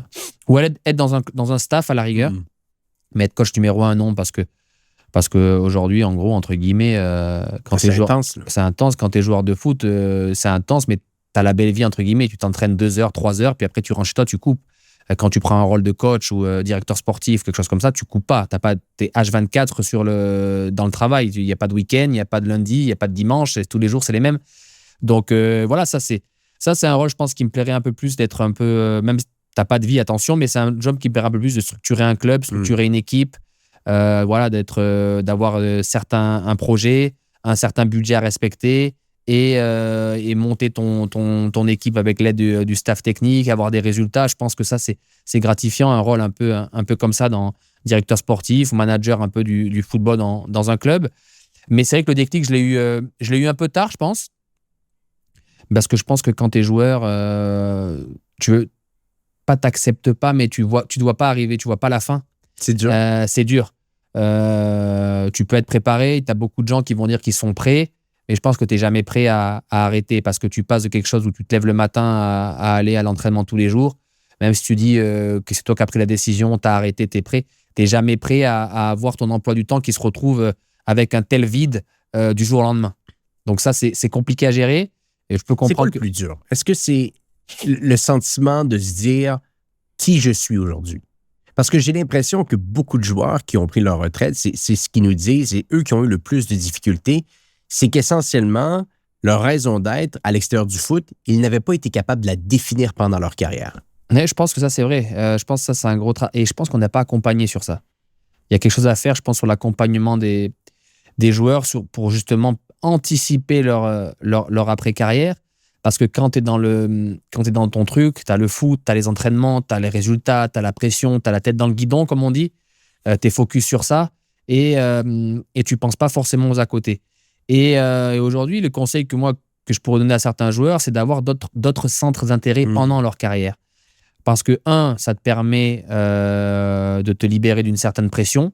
Parce que si tu rentres chez toi, puis tu as d'autres occupations, que tu fasses de l'immobilier, que tu veux jouer au golf, que tu fasses d'autres choses, je ne sais pas, ça te permet un peu de détourner l'attention sur seulement le football et ce métier-là et permettre de t'ouvrir et de permettre aussi de rencontrer d'autres personnes. Parce qu'après, tu te rends compte que quand tu arrêtes le foot, ton réseau ou tes connaissances, elles se réduisent aussi. Et c'est là où tu vois que tu as les gens qui étaient là parce que tu es Anthony et tu as des gens parce que tu étais Mounier, le joueur de foot.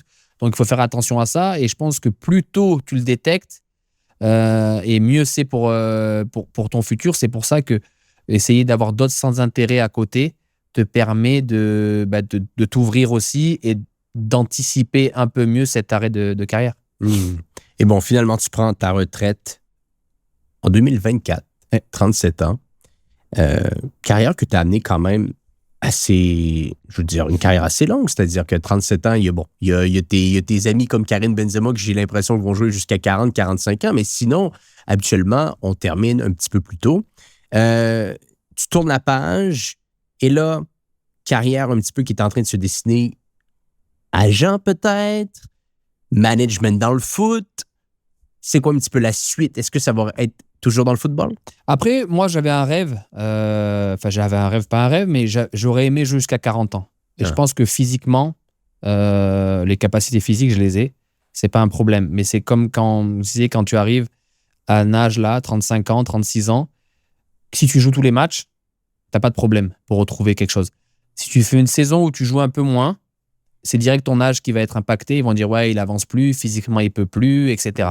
Donc, ça dépend aussi de toi, de ta volonté, ça dépend comment tu te sens, mais ça dépend aussi de ton employeur, le club que tu vas trouver et le club en face qui va croire en toi. Et aujourd'hui, moi, quand j'ai arrêté, j'ai fait 2 ans de Ligue 2 avec Qualité A. Je fais la 3e année où on monte en D1. J'arrête en cours de saison parce qu'il y a un peu une petite brouille avec le président qui voulait plus me faire jouer. Et moi, que je joue en D1, D2 ou Ligue des Champions, je vais mettre la même intensité, le même travail, la même exigence envers moi-même. Et aujourd'hui, je ne sentais pas que c'était nécessaire que je me batte pour eux, pour empiéter sur mon temps et profiter de ma famille. Donc, à un moment donné, il fallait regarder aussi le côté familial, le côté financier, côté sportif. La passion du foot a été toujours là.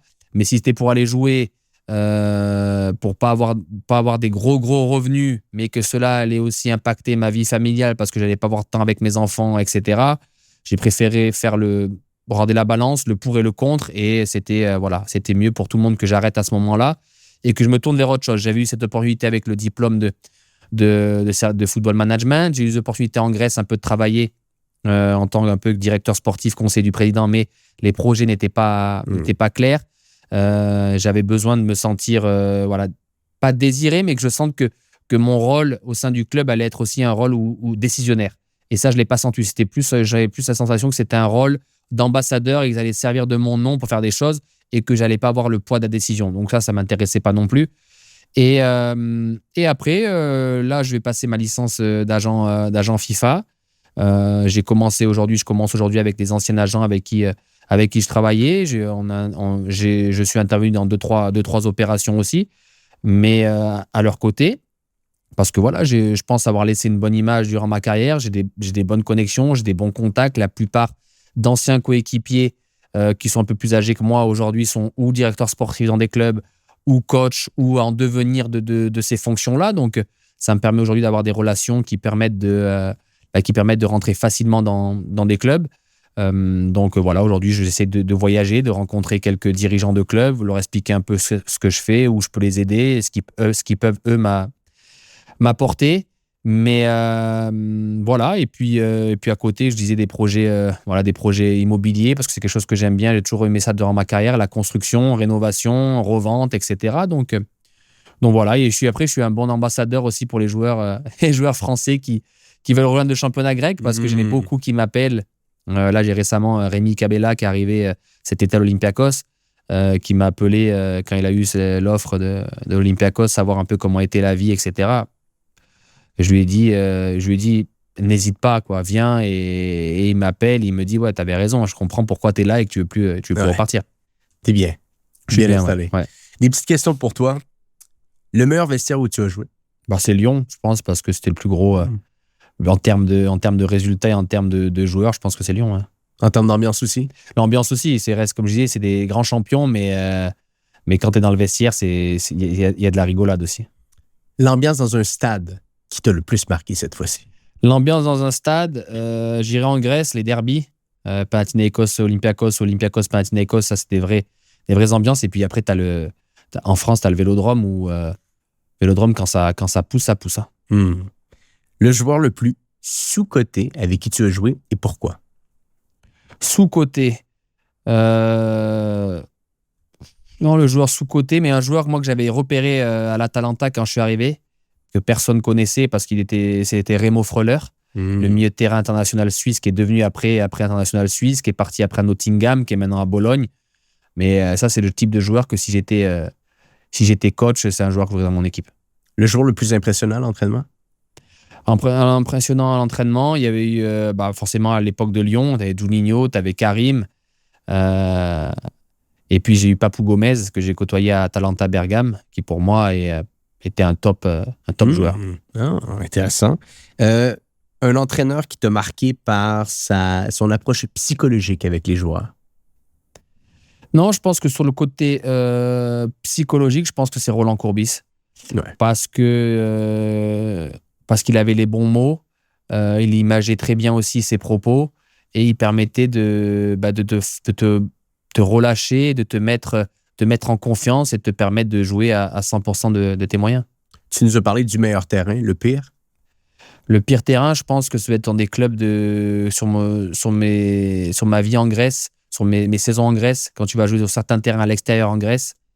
C'est quelque chose. On allait jouer par exemple à Zakynthos sur une île là-bas qui est connue pour les vacanciers, mais leur terrain de foot, il n'est pas connu pour le foot. C'est une catastrophe. Il y a plein des terrains, je pense que j'ai connu avec le championnat grec, parce qu'il faut savoir que le championnat grec, tu as les 4-5 équipes qui sont fortes. Donc normalement, à domicile, tu fais le plein. Mais après, en termes de points, je parle. Mais après, à l'extérieur, c'est des matchs compliqués. Et pour les remettre un peu dans le contexte des gens en France, pour qu'ils s'imaginent les contextes des matchs à l'extérieur, c'est un peu comme on jouait à l'époque quand tu étais une Ligue 1, le premier tour de Coupe de France que tu jouais début janvier.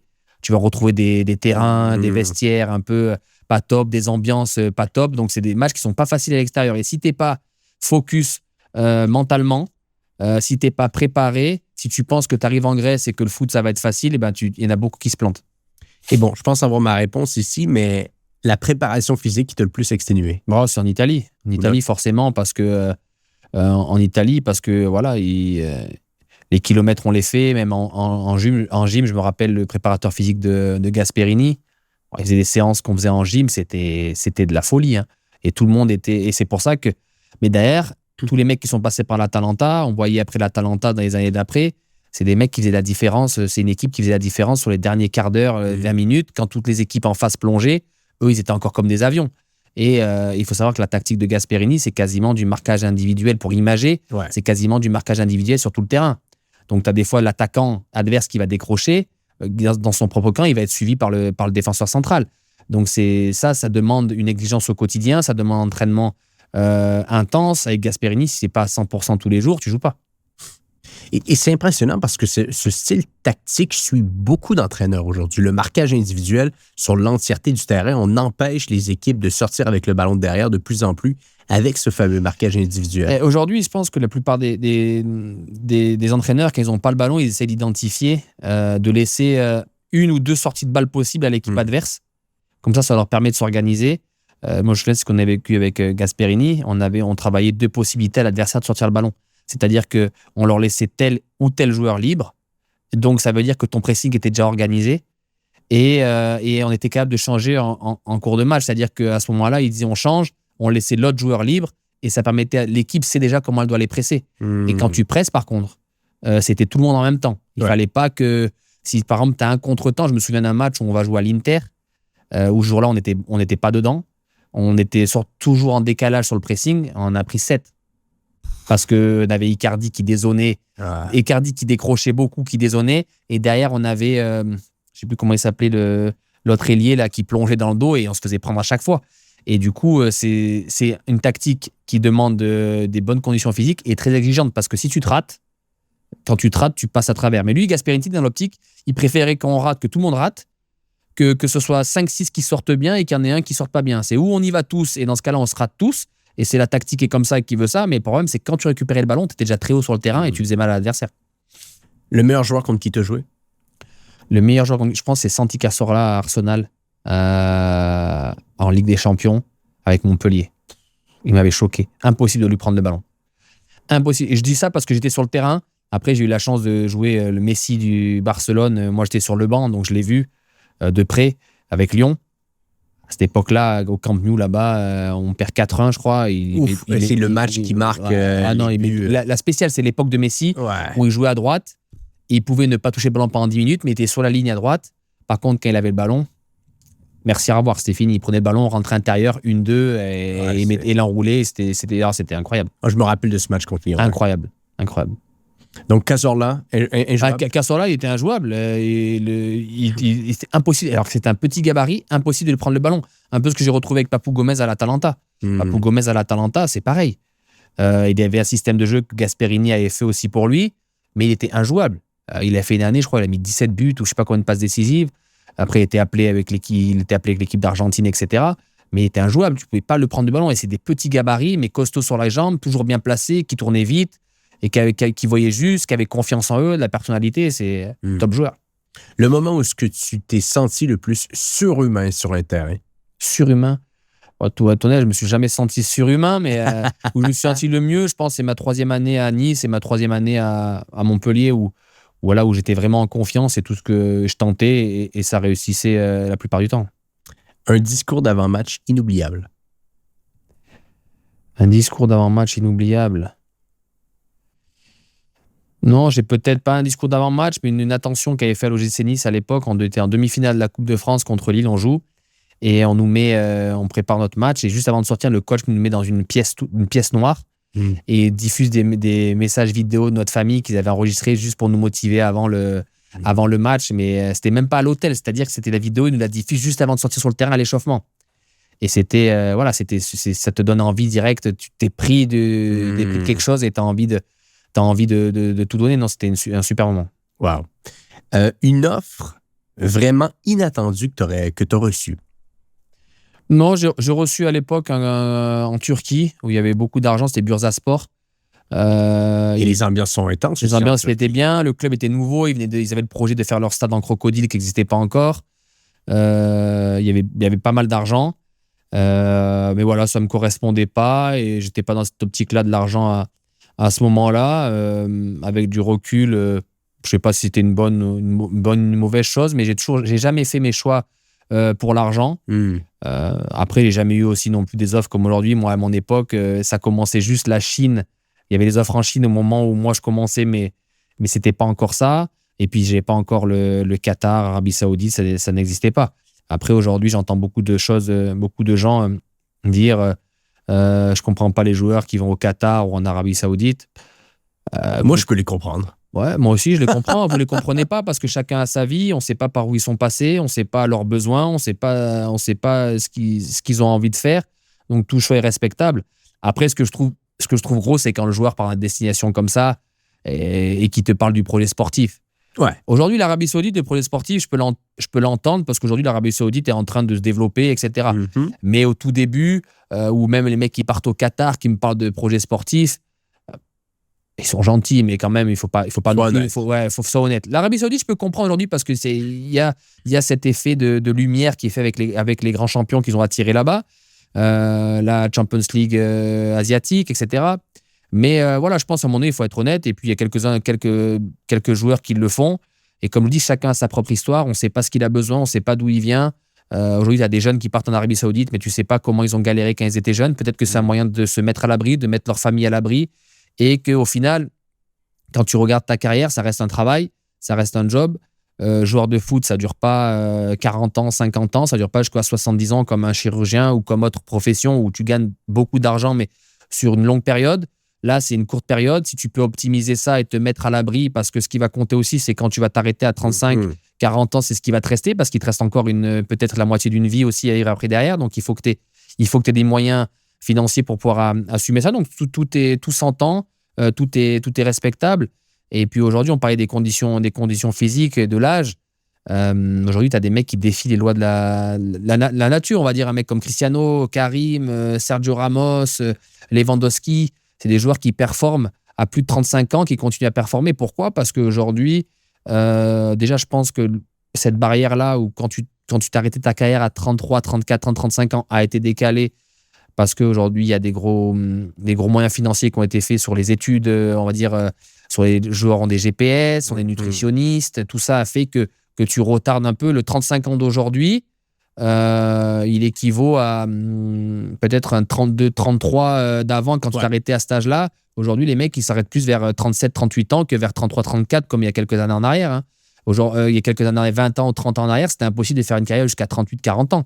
Aujourd'hui, jouer jusqu'à 36, 37 ans, pour moi, ça me paraît raisonnable quand tu as l'envie. Ça me paraît raisonnable de le faire par rapport à tout ce qui est mis en place autour du joueur, le travail invisible qui est autour du joueur pour rester au top, pour performer.